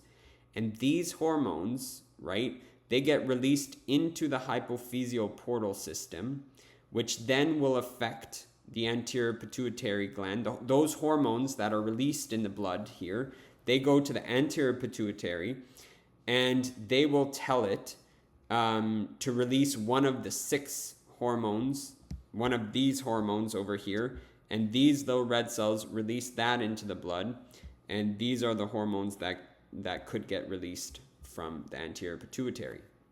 So let me start and go through this over here. Again, this is anterior, it's the front lobe of the pituitary. When it's stimulated, hypothalamic neurons, right, secrete. So when these are told to do so, they secrete releasing or inhibiting hormones into the, forget about primary, they release it into this hypophyseal portal system, okay?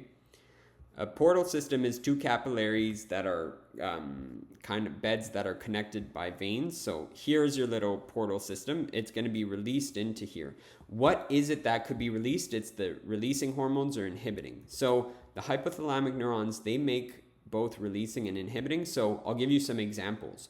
Growth hormone releasing hormones are going to be released from these neurons into the hypophyseal system, go down to here, and tell these endocrine cells here, right, to release growth hormone into the blood. Growth hormone inhibiting hormone would be released here and go to these cells to tell them not to release growth hormone. Thyroid releasing hormone would be released from here into the blood. Thyroid releasing hormone would go into the bloodstream here, go to these endocrine cells and tell them to release thyroid stimulating hormone, okay? Corticotropin releasing hormone, CRH, would be made here, would go into the portal system and go down to these endocrine cells and tell them to release adrenocorticotropic hormone, ACTH, into the blood.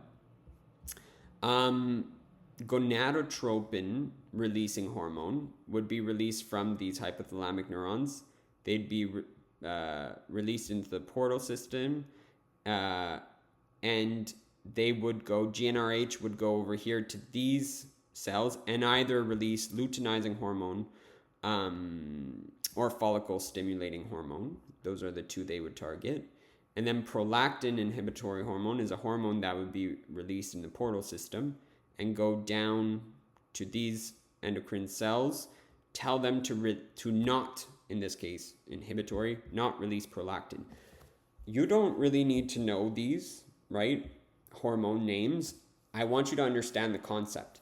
The hypothalamus makes a hormone that gets put into this circulation, and the hypothalamic hormones travel through the portal veins where they stimulate or they inhibit, if it's inhibiting, the release of the hormones that are made in the anterior pituitary. They don't directly get put into the blood.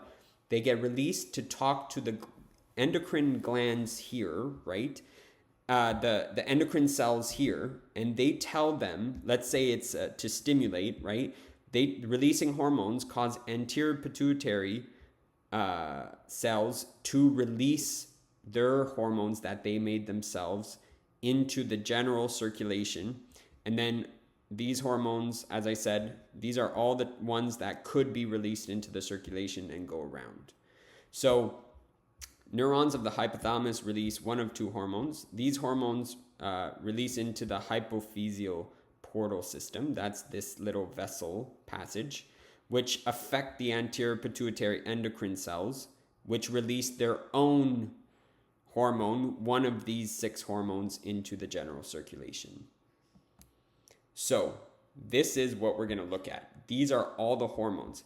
ACTH will go to the adrenal glands. TSH, thyroid stimulating hormone, goes to the thyroid glands.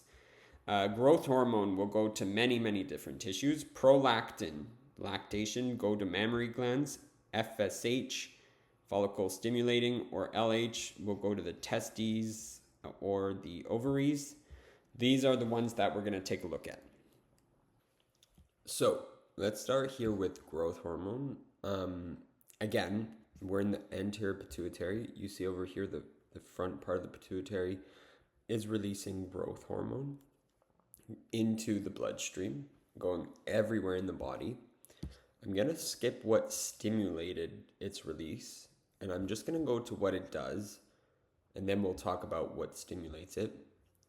Growth hormone, right, as its name says, is involved in growth. So the targets of growth hormone and the response, right?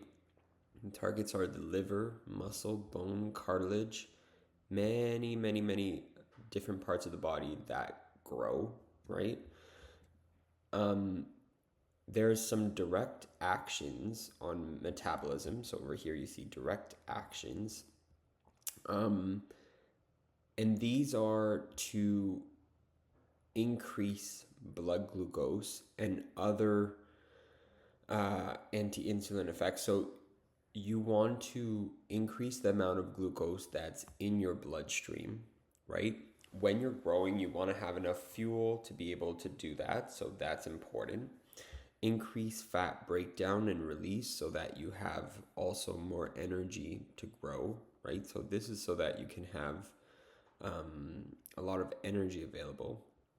Some indirect actions that are growth promoting are going to target more the liver, and this liver will release what we call insulin-like growth factors, or IGFs. And these IGFs then have effects on other tissues, right, that are growth promoting. So for example, increasing skeletal growth, allowing your bones to grow, increasing cartilage growth.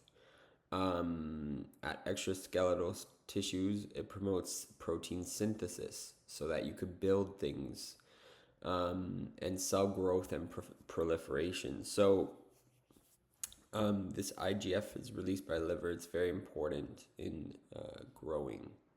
This is more metabolic effects. This is more actual growth of certain parts of the body, right? Muscles and the skeleton. So now we know that growth hormone is for growth, right? And this growth hormone is released into the blood and goes and acts on various tissues, and also including the liver, right? What stimulates this growth hormone? Why is it that growth hormone is released? It's stimulated by growth hormone releasing hormone, right? Remember the hypothalamus? It will increase the release of growth hormone releasing hormone, and that'll go in the little portal vessels, and that'll travel down to the anterior pituitary and tell those cells to release growth hormone. Over here, right, we know growth hormone is inhibited by increased growth hormone inhibiting hormone, right? There's decreased release of growth hormone inhibiting hormone. So if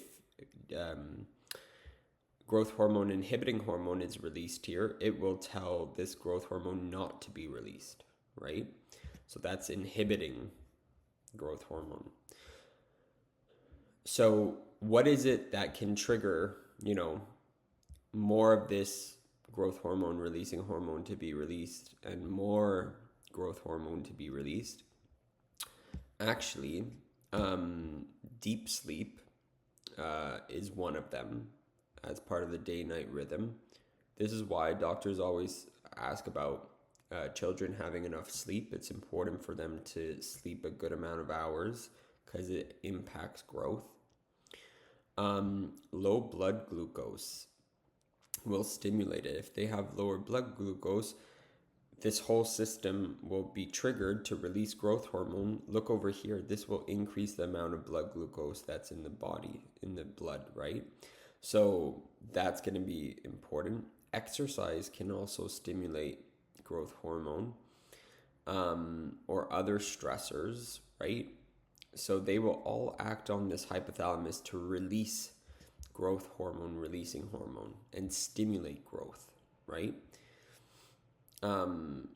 If you exercise your muscles and your bones a lot, then that will tell your body that it needs to grow and have some fixing, right? So they will release this hormone. As I said before, what inhibits growth hormone? It's growth hormone inhibiting hormone. This is also called somatostatin. Also, let's say you have decreased growth hormone releasing hormone, then you're going to actually send back a feedback loop that will inhibit this.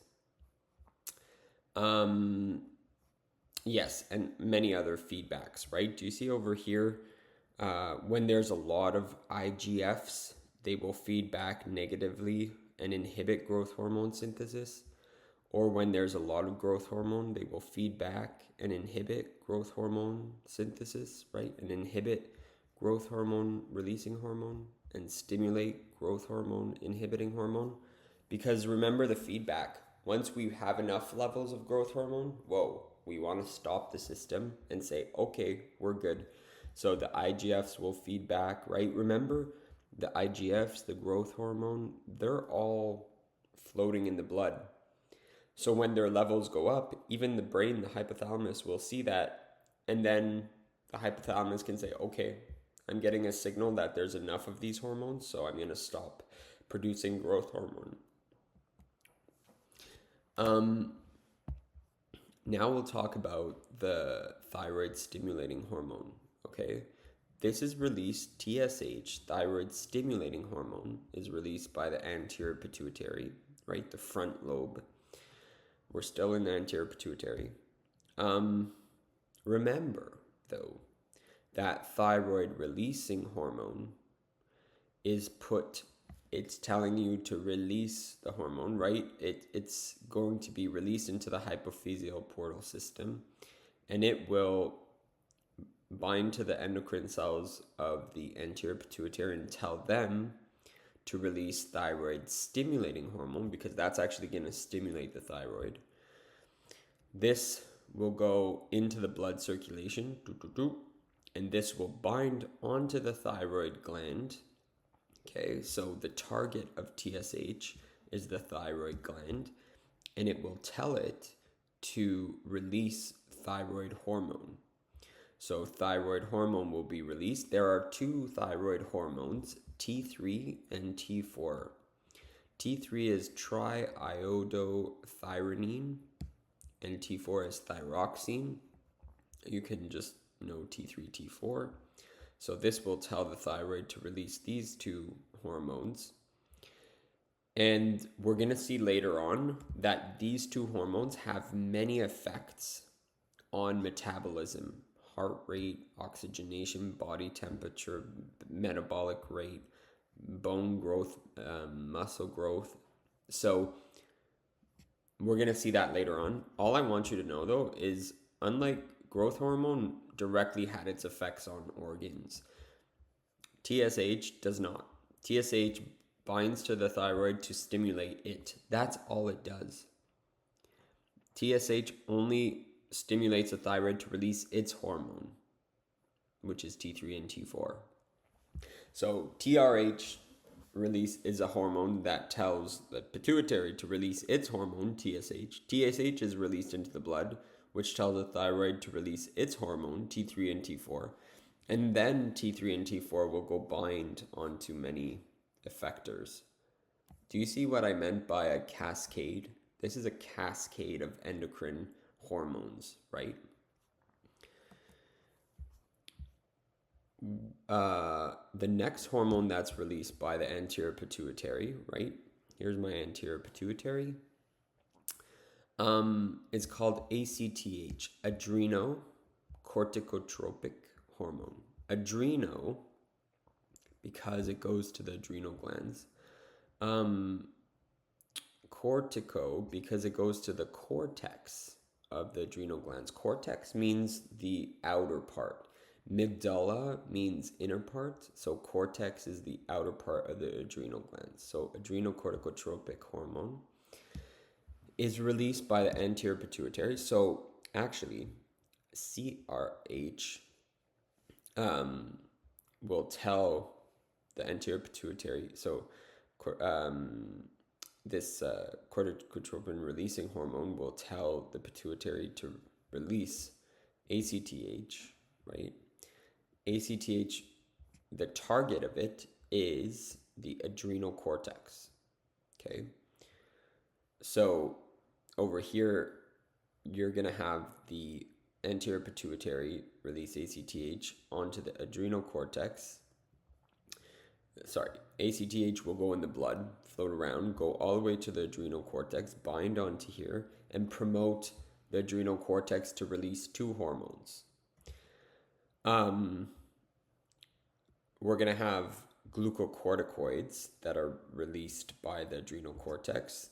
Another name for glucocorticoids is like a category, but the most prevalent one that's released is called cortisol. And cortisol is involved in long-term stress, okay? And then another one that's going to be released are mineralocorticoids, also called aldosterone. This one is to a lesser extent. So we're going to see what their effect is. But for now, all you need to remember is that cortisol is released. And cortisol is involved in long-term stress. Actually, they can measure these in your blood to determine stress levels over a longer period of time. What stimulated ACTH release? Well, remember, ACTH is released because of CRH. CRH tells the pituitary, anterior pituitary, to release ACTH. So corticotropin releasing hormone, right? It's a releasing hormone. And what is it that increases CRH? CRH is increased and releases peaks in the morning. This is very interesting. Thanks to this hormone, you wake up in the morning and you feel awake. I think my CRH isn't working. But no, all that said, there are these natural peaks of CRH, and they give you like a mini stress such that your body wakes up in the morning. So there's like a little spike we notice in CRH in the morning so that our brains can wake up and have this alert mode of like, hey, you got to get up, right? Again, some of ours might be defective. It's enhanced by stressors, as I said, such as hypoglycemia. So let's say you have low blood sugar, then that could be a reason why this is going to spike, right? If you think of stress in general as an evolutionary adaptation, right? That how organisms are adapting to the environment. A stressor for an animal is not having a lot of glucose available to them, right? And so they need to go and get that food source. They need to rebuild their storages of glucose, right? So this will cause stress in the person to go and get those actual nutrients, right? And then inhibited, right? Always feedback inhibition, right? So let's say you release a lot of cortisol, right, which causes stress, and we'll see other things. This cortisol will feed back and stop the release of ACTH, and it'll stop the release of CRH, right? So that's feedback inhibition. So this cortisol will go back, and even I'll give you a real life example of this. People who have chronic stress, eventually that messes up this whole system. Because if you are chronically stressed and you keep releasing this cortisol, eventually this signal will tell CRH and ACTH to stop being released. And so you'll kind of be numb to the stress, right? And this causes some bad mental health practices where, this high level of stress is kind of just feeding this loop and eventually you're going to become insensitive to releasing this, right? It's a mental coping mechanism. Over here, the next hormones I'm going to talk about. So still in the anterior pituitary, we have FSH. You see that FSH is released by the pituitary, the anterior pituitary. And then here's the male system. You see FSH released on this side. Never mind LH for now. And I want to know what the targets are for FSH. So the targets are the gonadal gamete production. So what are the gonads in females? It's the ovaries. In males, it's the testes. And the gametes are the sex cells. So in the ovaries, for females, right, that will stimulate ovarian follicle maturation. This FSH, you don't see it very well in this picture. It'll talk to the ovaries and allow them to mature. Over here, FSH in the testes, they will stimulate sperm production in the testes. We call this spermatogenesis, right? Additionally, in the menstrual cycle, FSH has quite an important a role in that whole cycle. We'll talk about later on. And so what is stimulated by FSH? Like, how is it that this is released, this FSH? It's by this hormone from the hypothalamus called GnRH, gonadotropin releasing hormone, okay? Tells gonadotropin, like gonads, right? That's the target. Releasing hormone. So gonadotropin releasing hormone tells the anterior pituitary to release FSH. FSH goes to the ovaries and stimulates follicle maturation. What is inhibited, right? Well, when there are high levels of estrogens and progesterones in females, this goes back and stops the release of this, in males, when there's high levels of testosterone, this goes back and it stops the release of this, stops the release of that. Luteinizing hormone is kind of the same target, but a bit different in terms of response. So luteinizing hormone is over here, LH, right? Again, still stimulated by the same things and inhibited by the same. What is the target of LH? It's actually the gonads' hormonal production. This was the gamete production, so the sex cells. This is to make the hormones. So over here, LH will tell the testes to promote testosterone production. So the testes not only make sperm, they also make a hormone called testosterone, so they'll increase this over here. In the case of the female reproductive axis, you have this LH telling the ovaries to trigger ovulation. So we'll see this in the reproductive system. a bit more, but it also stimulates the production of estrogen and progesterone, which will, again, have their effects on the body, blah, blah, blah. We will talk about them later on, but also they feed back. Prolactin, I believe, is our last anterior pituitary hormone, is released by the anterior pituitary. Here's my anterior pituitary. And you see that prolactin will go and to the breast secretory tissues over here. And they will, one, develop mammary glands. So they will actually increase the number of glands that make milk. And they impact milk production, making milk. They do not affect milk release.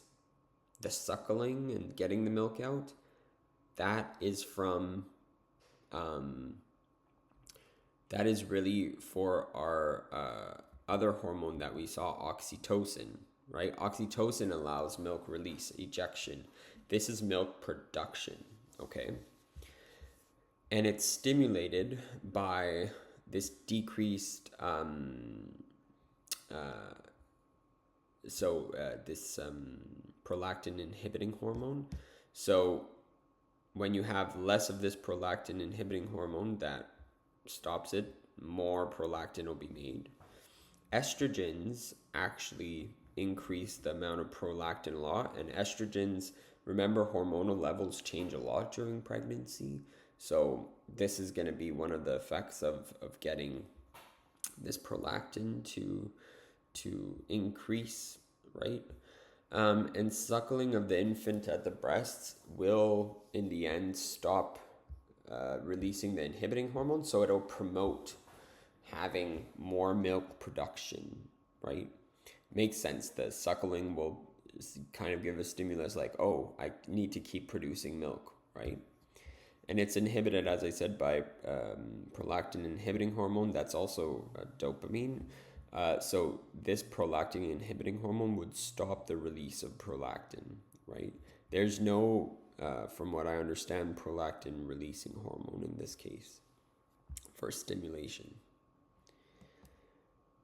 So that was all those pituitary hormones. If you go back over here, right, you see a quick overview of what we saw. You see ACTH went to the adrenal cortex and caused glucocorticoids like cortisol to be released.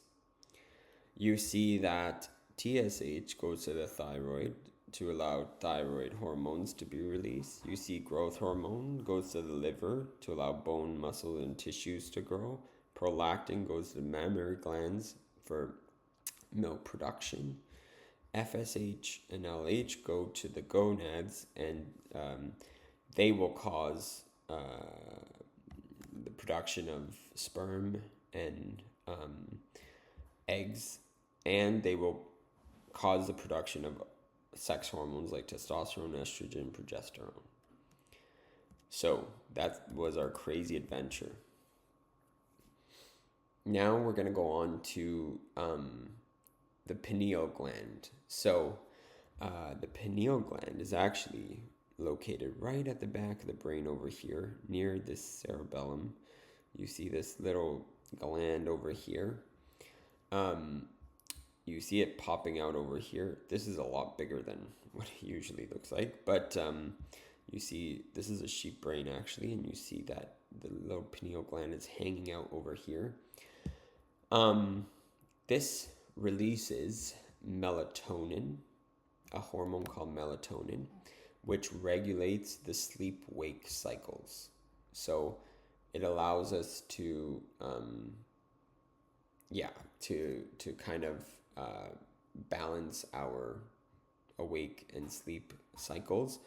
Maybe you've seen it at the pharmacy. Actually, they do sell these melatonin pills there. So they help you to go to sleep. If you want a little acronym mnemonic to help you, here they say go to sleep pinhead, because the pineal gland allows you to sleep. Not the best one. So what hormone is released? Melatonin is released from the pineal gland.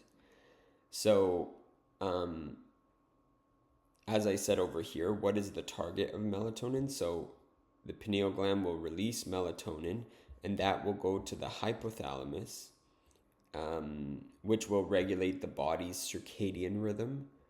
The circadian rhythm is the internal 24-hour clock that allows you to promote sleep, right?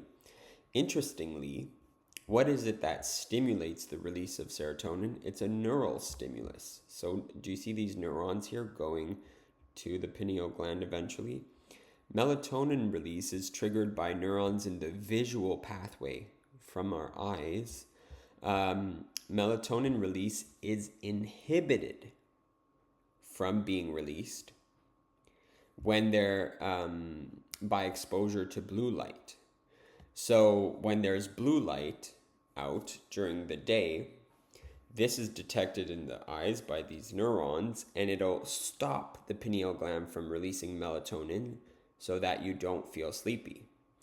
But when there is no more blue light at night, right, then these hormones will not convey anything. Melatonin will be released, and melatonin will go to the hypothalamus and promote sleep.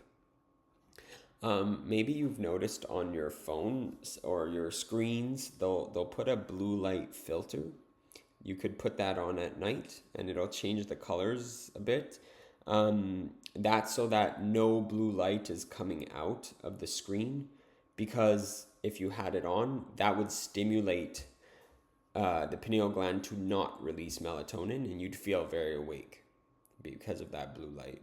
So they actually put these screens so that you don't have the blue light being released at night, so that you won't get your brain stimulated and you won't be just sitting in bed because you looked at your phone. Now we're going to go on to the thyroid and the parathyroid. So the thyroid and parathyroid, they deal with calcium and carbs, basically.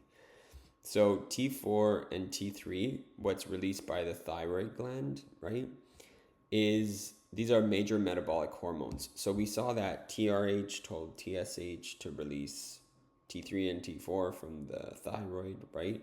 These were major metabolic hormones. The thyroid also has an additional function, which is it releases calcitonin, this hormone that decreases calcium ions in the blood if they're too high. If you eat too much calcium, if you have too much calcium for some reason in your blood, calcitonin is released to decrease it.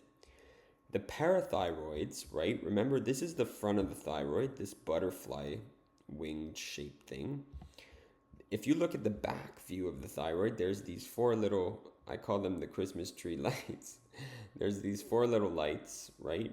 They're glands, actually. They're called the parathyroid glands. And they release parathyroid hormone. This does the opposite of calcitonin. This would increase calcium in the blood. If you don't have enough calcium, then PTH will be released to increase your calcium. Okay?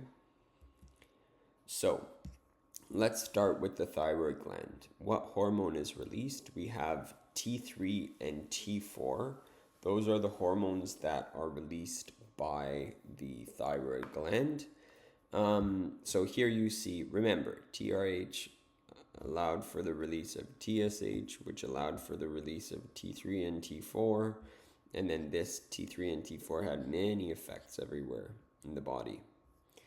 I want you to note, when do you see how the name iodine is in here?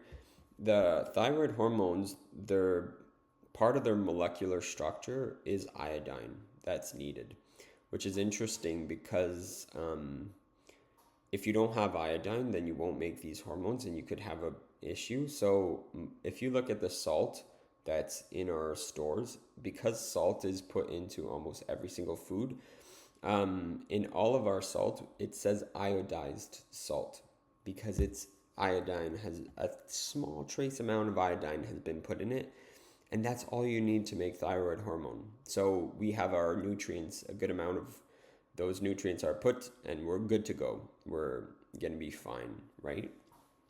So this prevents a lot of thyroid issues actually in the population, the fact that our salt is iodized. What stimulates T3 and T4? Thyroid stimulating hormone released by the anterior pituitary told the thyroid gland to release T3 and T4. And what stops the release of T3 and T4 is if you have too much of these hormones, they'll feed back and stop the release of thyroid releasing hormone, or they'll feed back and stop the release of TSH. What is the target of T3 and T4 and the response? They affect almost all organs, almost all cells, and they increase their basal metabolic rate, meaning they increase their ATP production, right? All cells make ATP, right, at a certain speed. Well, these T3 and T4 would increase that production, okay? And T3 and T4 hormones, they're important for also growth and development. You need these hormones as your body is growing and developing. Also for thermoregulation, so to increase your body temperature, this is very important too. All right, now the thyroid gland also releases a second hormone that's called calcitonin, and it has the calci in it, so you know it has something to do with calcium. Basically, okay, here's a bloodstream with little calcium in it. You have a normal amount of calcium in your blood, this certain set range. What stimulates the release of calcitonin is when there is this humoral stimulus, meaning in the blood that is not a hormone. Calcium is not a hormone, so this is a humoral stimulus. So calcitonin is released by increased blood calcium. That's a humoral stimulus. So when there is high blood calcium levels, this high level of calcium will trigger chemoreceptors on the thyroid gland to release calcitonin. Okay, so the thyroid will release calcitonin into the blood. And calcitonin will go to 3 places. It'll go to the bones, the small intestines, and the kidneys. When it goes to the small intestines, again, remember the problem here. The problem is that we have too high of levels of calcium, and calcitonin will correct that. How does it do that? It will go tell the small intestines to decrease the calcium absorption from the intestine. So we eat calcium, right, or drink it, and we can put less receptors, transporters, on the cells of the intestine and not bring in as much calcium that we're ingesting, and instead it gets flushed out. So we bring in less of this calcium. It could tell the kidneys at the same time to increase calcium excretion from the blood into the urine. So it'll take the calcium that's very high in the blood and excrete it into the urine and out the body.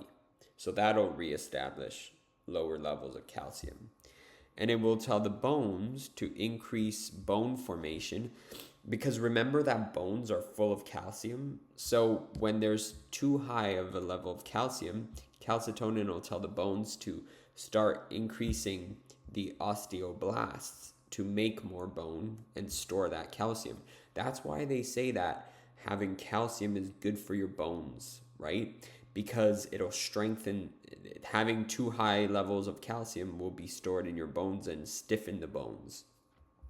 So all 3 of these things, right, will in result decrease blood calcium levels, right? This stores it in the bone, this pees it out, and this will stop bringing it in. PTH is the same concept, but the reverse, okay? Parathyroid hormone is a hormone that is released by the parathyroid glands, right? Remember, in the back of the thyroid. Parathyroid glands release parathyroid hormone, and it's stimulated by a decreased blood calcium. Look here, this was increased blood calcium causing calcitonin release. When we have decreased blood calcium, we are going to release parathyroid hormone. Okay. So this is detected by chemoreceptors on the parathyroid gland. So over here, when your calcium levels get too low in the blood, that will tell the parathyroid glands 1, 2, 3, 4 to release parathyroid hormone. And the parathyroid hormone will do three things. It'll stimulate the small intestine, kidneys, and bones again. So it'll tell, first of all, the small intestines, it'll tell them to increase calcium absorption from the bloodstream.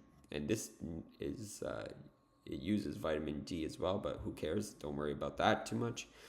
So you're going to need to increase your calcium uptake from the intestines, meaning when you eat stuff, they'll put more receptors to bring in as much calcium as possible from what you're ingesting. And that will bring more calcium into the blood. The parathyroid hormones will also tell the kidneys to retain calcium in the blood and not excrete it in the urine. The kidneys, so they're not going to be putting this excess calcium into the urine. They're keeping it in the blood because it's very limited in the blood. The kidneys also release a hormone called calcitriol, which we don't see here. Let's forget about that for now. In the bones, right? It promotes the breakdown of bone to release calcium into the bloodstream. So this calcium over here will be broken down from the bones, and it's stimulating osteoclasts to chew on the bones and inhibiting the builders, right? So this is why actually having proper calcium levels are important. And even in elderly patients, a lot of elderly patients are given calcium pills to make sure that they're at the right levels. If not, they'll start chewing on their bones and they'll become very frail and they'll feel weak.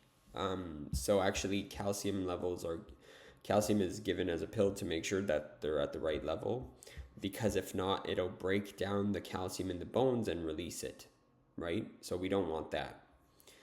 All three of these things will increase blood calcium levels in our blood. All right, so next are the adrenal glands. The adrenal glands are really there for the stress response. And we're going to see that there are these two groups of hormones that are released. First, epinephrine, also known as adrenaline, right? So I like, both terms are used. I like adrenaline in the sense that you've maybe heard of an adrenaline rush when you're like about to bungee jump and you have that adrenaline rush, that stress, right? So that's the same thing as the term epinephrine. They're this hormone that's released, and norepinephrine. And both of these hormones, they are there for short-term stress response. So this fight or flight response, this short-term stress. Glucocorticoids like cortisol, they're there for the long-term stress response. Okay, so the adrenal glands, they are the little hats, the chapeaus on top of the kidneys. Here's your right kidney, your left kidney, and you see that on top there's this glandular-like tissue, right? So that's your adrenal glands sitting on top of the kidneys. And they release these hormones. So let's start with the epinephrine and norepinephrine. This is released from the adrenal medulla. So remember, in the adrenal gland, there is this middle part and there's the outer part. The middle is called the medulla, middle medulla. The outer part is the cortex. So the adrenal medulla releases the hormones epinephrine and norepinephrine. So they release that into the bloodstream. So let's go through a little bit what causes all of this. It's a neural stimulus, meaning a neuron activates it. It's stimulated by stressors, activating the sympathetic neurons of the hypothalamus. So over here, when stress activates the hypothalamus, there are stressful scenarios. This will trigger an action potential in this hypothalamic neuron in response to stress, and that will go down all the way to the spinal cord, right? And then this neuron will go travel down these sympathetic axons all the way to the adrenal medulla, stimulate the adrenal medulla to secrete epinephrine and norepinephrine into the bloodstream. Sometimes I'll abbreviate it E and NE. So this epinephrine and norepinephrine is released, and it reinforces the other sympathetic responses that are going to happen due to the fight or flight, right? Remember we said when we're stressed, our heart starts beating faster, our breathing rate goes up, we start sweating, all these things. Well, this epinephrine and norepinephrine will get spread to many different tissues. So let's look at the targets that epinephrine and norepinephrine will go and bind to and have their a response on. These hormones, epinephrine and norepinephrine, they target any organ that have alpha adrenergic receptors or beta adrenergic receptors. Adrenergic sounds like adrenaline, right? So we know adrenaline and noradrenaline. So they're affecting any target that has these receptors. And so what do we have? Over here, right, you see some cardiovascular effects on the heart. So epinephrine and norepinephrine bind to various regions of the heart, and they will increase heart rate, increase blood pressure, and increase the strength of contraction of the heart. You know this when you're stressed. Let's say you're ready to bungee jump, right? And you're stressed, your heart starts beating very fast, right? And stronger. So this will try, the point of this is to redirect blood flow away from non-essential organs to the ones that are important, like your muscles to run away, like your brain to be alert, right? So that's what's going to happen for your heart. You also know that when you're about to bungee jump and you're stressed, right? This adrenaline rush, you're going to have some respiratory effects too. You're going to have increased breathing and you're going to have bronchodilation to facilitate airflow. So the bronchioles, the little tubes that are going down from the trachea, they will dilate to facilitate airflow in and out of the lungs and help oxygenate the blood. So that will help oxygen and CO2 go in and out of this system. And then lastly, your liver, right? You are not aware of this. You know the heart and the lungs, you actually feel it, but your liver is actually going to take some glycogen storages and start breaking it down into little bits of glucose to put it in the bloodstream. So the whole point of this is to try to increase blood glucose levels by converting glycogen to glucose, right? And making more energy available in the blood to essential organs, right? When you're stressed, you want to have enough glucose so that it'll feed your muscles, it'll feed your brain so that you can run away from the tiger, right? This is called glycogenolysis. Glycogen lysis, right? You cut the glycogen into little glucoses and you put it into the blood so that other organs can use it. All of these things here, the increased heart rate, increased breathing, increased availability of glucose, all of these initiate the short-term stress response. They're trying to increase the use of energy to make it available to the body and increase metabolism so that you can run away from the tiger that's chasing you. Or over here, you see the little man running away from the fire, right? So it helps the body successfully respond to short-term emergencies like running away from the fire over here, right? On the other hand, so this was epinephrine and norepinephrine released from the medulla. We have another hormone released from the adrenal glands. This is now, though, it's released from the adrenal cortex. So not the middle part, but around over here, the cortex will release glucocorticoids. This one we'll talk about cortisol over here, how this cortisol affects the body. Forget about the mineralocorticoids for now. This is stimulated not by a neural reflex, but by a hormonal reflex. Because do you remember that stressors cause the hypothalamic neurons to release CRH, corticotropin releasing hormone? So stressors will cause the hypothalamus to release CRH. CRH travels via the portal system to the blood vessels found in the anterior pituitary. In the anterior pituitary, this CRH will cause the endocrine cells in the anterior pituitary, to release its hormone called ACTH, adrenocorticotropic hormone. So ACTH is released. It gets sent around and travels in the bloodstream. So that's released into the bloodstream, goes everywhere in the body, and then it'll end up at some point at the adrenal glands, right? Specifically the adrenal cortex. It'll bind onto the adrenal cortex, and ACTH is the stimulus, right? So that's what will cause the release of these glucocorticoids, also known as cortisol, right? So that will adrenal cortex synthesizes and releases the glucocorticoids, so cortisol. And then cortisol, right, has what we call a glucose sparing effect. So overall, what it's trying to do is conserve the limited glucose in the body only for the brain and essential functions. So what will it do? For the muscles, it'll actually start breaking down your muscles. Remember, this is long-term stress, right? This longer-term type of response. Because you're stressed for a long time, your body wants to protect you for longer term.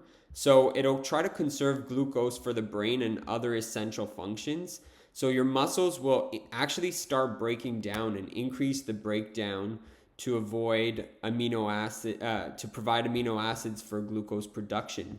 So it'll break down protein in your muscles. Actually, people who are long-term stressed, their muscles will get weaker. This will increase blood amino acids for new protein synthesis if there's a requirement for these.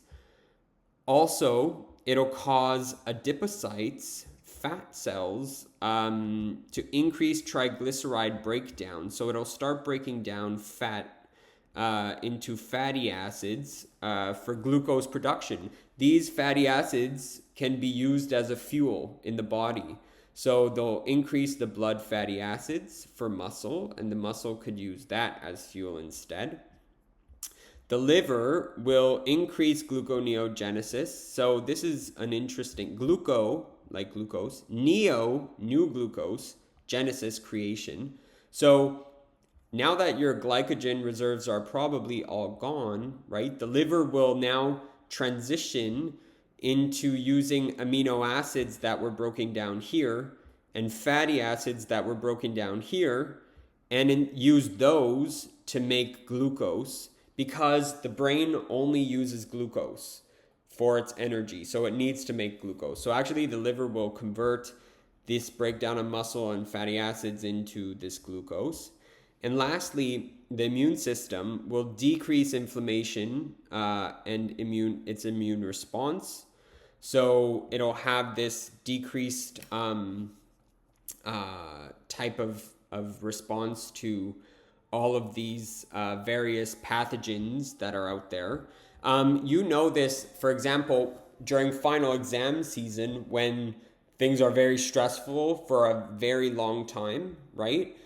Your immune system often will tamper down, and sometimes you'll realize that after you write your exam, right, and that you like relax and you become de-stressed from all this, you get sick right after, right? That's because during this stressful period, you were actually suppressing your immune system with this cortisol hormone that was constantly being released, right? I'm not saying it's a good thing, just saying that this is one of the ideas of why that might be.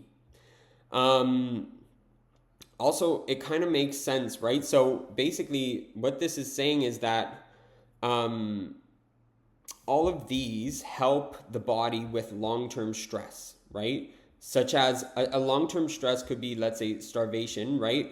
Um, so think of it evolutionarily. If there's these animals that aren't, they're hunting for food and they're not getting it and they're stressed, right? They will want to start conserving things, uh, and using their resources wisely in their body so that they're not wasting their resources. So the body starts burning fat and muscle instead, right? Patients who are chronically stressed, often weight loss is one of the things that you notice in a patient. And so the long-term stress response helps the body successfully deal with some long-term stressors, such as starvation. However, if the stress response is prolonged, it could become really detrimental, actually. It may even lead to high blood pressure, muscle loss, altered immune functions, and other problems. So not a good thing, but you see that. Here, there's a diagram that shows it helps to see what's happening. The hypothalamus is releasing CRH onto the anterior pituitary, which releases ACTH onto the adrenal glands, which releases cortisol onto their targets. These are the targets. And if ever you have too much of these at some point, it'll feed back and inhibit the upper levels, right? So the last hormone, over here on this side, you saw that the adrenal cortex also could be stimulated to release mineralocorticoids. So the term mineral is in this, so it's important because this will help to balance out the amounts of sodium in the blood. So here you see the adrenal cortex synthesizes and releases mineralocorticoids also. And this one, the common name that we use is actually aldosterone. What stimulates the release of aldosterone? When we have low blood pressure, maybe because you have a lack of, water, when you have high blood potassium levels, or the hormonal system, renin-angiotensin system, which we haven't talked about yet. We'll see it more in the kidney system. So there's a few ways to target this. And so the whole point of this is that the target of aldosterone, right, is going to be the kidneys, and it will decrease urine production. I want you to think about antidiuretic hormone. It does pretty much the same thing in a different way. So how does it decrease urine production? Aldosterone stimulates the kidneys to reabsorb sodium from the urine back into the blood. So here's the urine, here are your kidney cells, and here's the blood. So, your urine is going to filter out a bunch of stuff and put a bunch of sodium over here. But aldosterone actually stimulates these channels to be put such that sodium gets reabsorbed back and kept into the blood. So sodium will enter into the blood. This is called the salt-retaining hormone. It keeps sodium in the blood. But remember what happens when we bring solutes to the other side, right? You're going to bring a bunch of these solutes. Let me show you here. Here, we're going to have a lot more sodium in the blood compared to here. Here, we're only going to have maybe 1 or 2. And so remember what happens. Water follows high concentrations of solutes by osmosis. And so because you bring a bunch of sodium over here, water will also follow, and it will go into the blood as well. So we retain water in the blood, and we won't be peeing the water out, which will increase the blood volume and increase the blood pressure. Because you brought sodium back in, water followed through. And look, this is actually countering exactly what we wanted. When we had low blood pressure, right, we actually wanted to keep the water. So this will make much less urine because you brought water into the blood and you're not putting it into the urine. And the urine will be dark and probably a bit smelly because it's so concentrated, right? This is, over here we saw that in terms of food stuff and fuel, we're trying to conserve our energy. And here we're saying in terms of water, we want to conserve our water too. So long-term stress, we want to conserve our fuel to feed our cells, like glucose and fats and all that. And here we want to conserve water. All right, so for the pancreas, we have two hormones that are released. Insulin is released when you eat and your blood sugars go up. Insulin is going to be released by the pancreas to decrease your blood sugars. So it's going to take that excess glucose in your blood and convert it into glycogen storages in your liver and muscles. On the other hand, now you haven't eaten for a few hours of the day and your blood sugar levels are going down. You don't need to eat right away because glucagon is going to be released by the pancreas. And this will tell your body to increase your blood sugar levels. How does it do that? You're not ingesting new glucose, right? It'll do that by taking glycogen storages in your liver and breaking them back down into glucose so that you can have that proper homeostatic level of glucose. So if you take a look at the pancreas over here, right? I need to tell you that there are two, we're going to see it again because there is a digestive portion.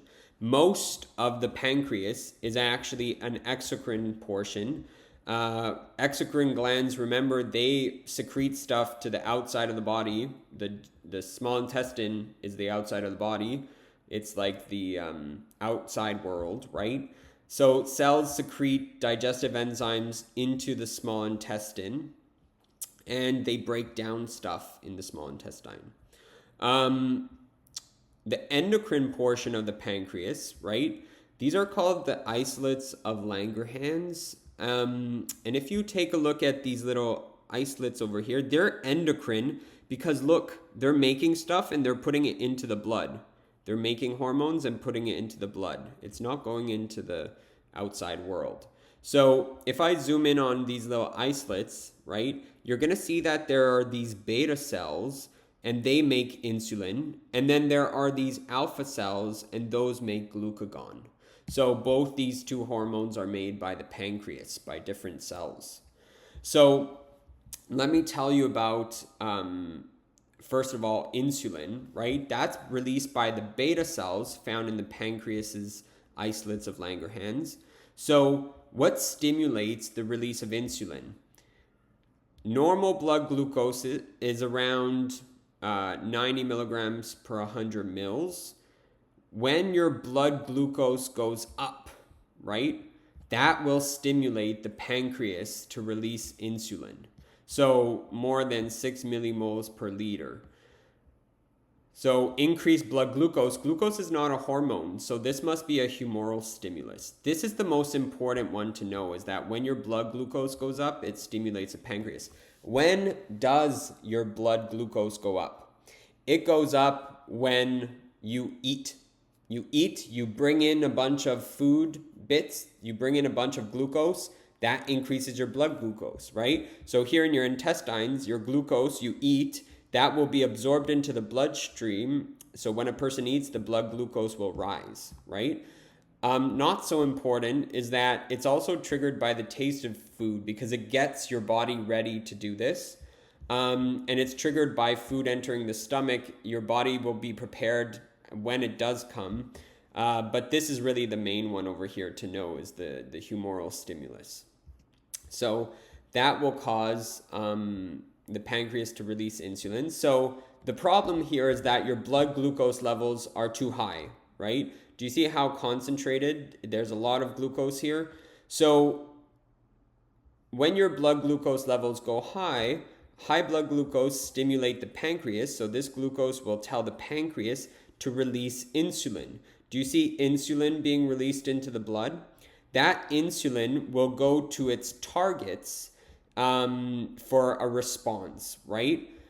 And basically, it will tell all the tissues of the body to increase their glucose uptake so that they can generate their ATP, right? Because all cells of the body need glucose, so those cells will take it up. But then once the cells are like, okay, I'm good with this, there might still be some excess glucose. There probably will be.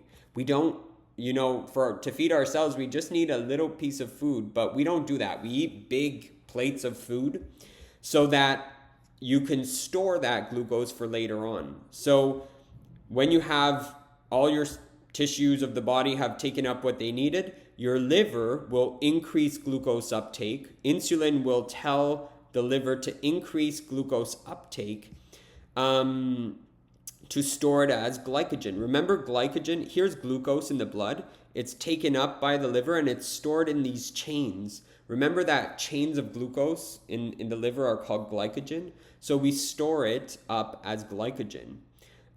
This is like when you go to the grocery store, right? You don't go to the grocery to buy the meal of the day. You go to the grocery to buy a meal for the week, right? All your meals, you eat when you get home the meal that you want, and then you put the rest of it in the fridge. Well, here, we use up, the cells of your body use up the glucose that it needs, and it puts the rest of it over here in the liver. It also puts the rest of it over here in the muscles. Skeletal muscles increase glucose uptake to store glycogen.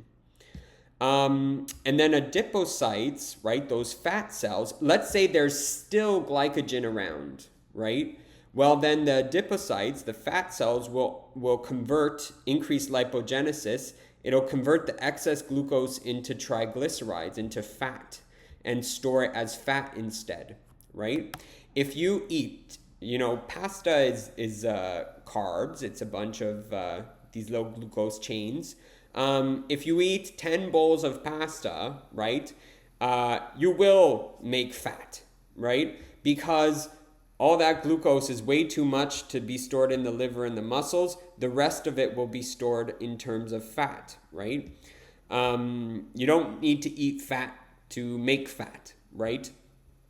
So all of these things here, right? What's the point of all this? Is that all of these things decrease blood glucose. Either you're taking it out of the blood to put it in your tissues, taking it out of the blood to store it in the liver or skeletal muscle, or taking it out of the blood to store it as fat, right? So the stimulus is increased blood glucose. The pancreas releases insulin. Glucose is uptaken by cells.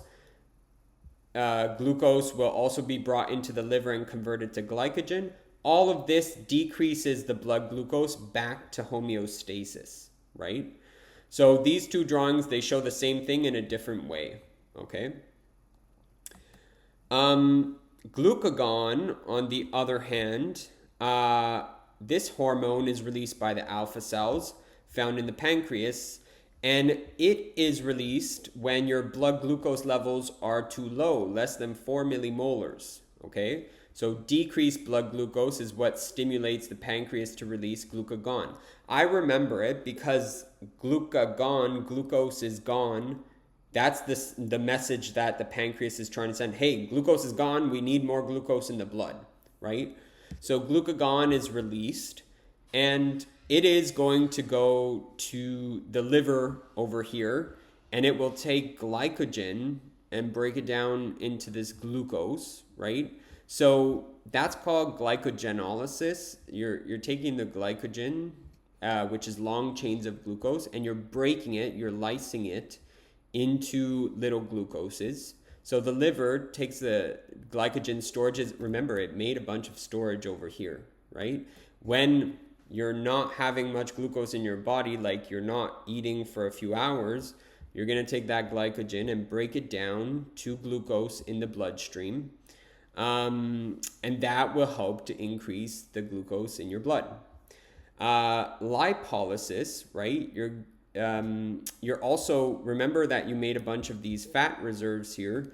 You're going to take, once you've broken down all your glycogen storages, you're going to then revert to lipolysis, where you're going to take triglycerides, break it to fatty acids. So the adipocytes take the fat storages and they're going to break it down into fatty acids to be used for what we call beta oxidation. This is going to make fuel from those fatty acids. And also gluconeogenesis. New glucose is genesis, it's made from non-carbohydrate sources. So the whole point of this is that you take fatty acids that you made, you take amino acids that you broke down, the fatty acids that are now available, and you convert it into glucose, because interestingly, your brain needs glucose. It doesn't use fatty acids or amino acids for metabolism, it needs it. So this is taking non-carbohydrates and converting them into glucose so that you could increase your blood glucose levels, right?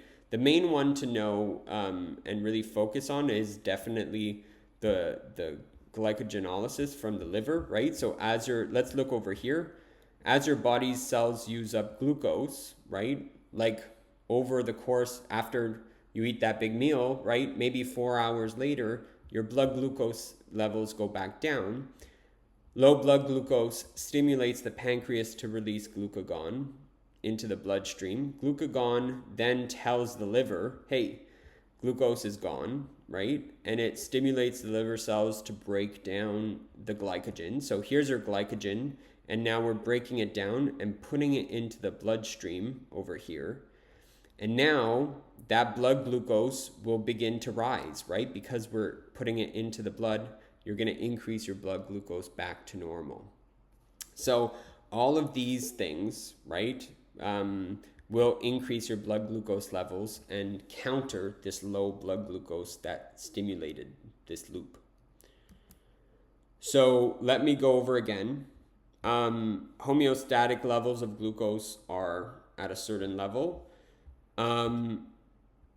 When you eat a meal, right, you're going to have rising blood sugar levels, and that will tell the beta cells to secrete insulin from the pancreas. The insulin will help to increase the rate of glucose transport in cells to bring it into cells to decrease your blood levels. It'll help to increase the rate of glucose use by cells, stimulating ATP generation.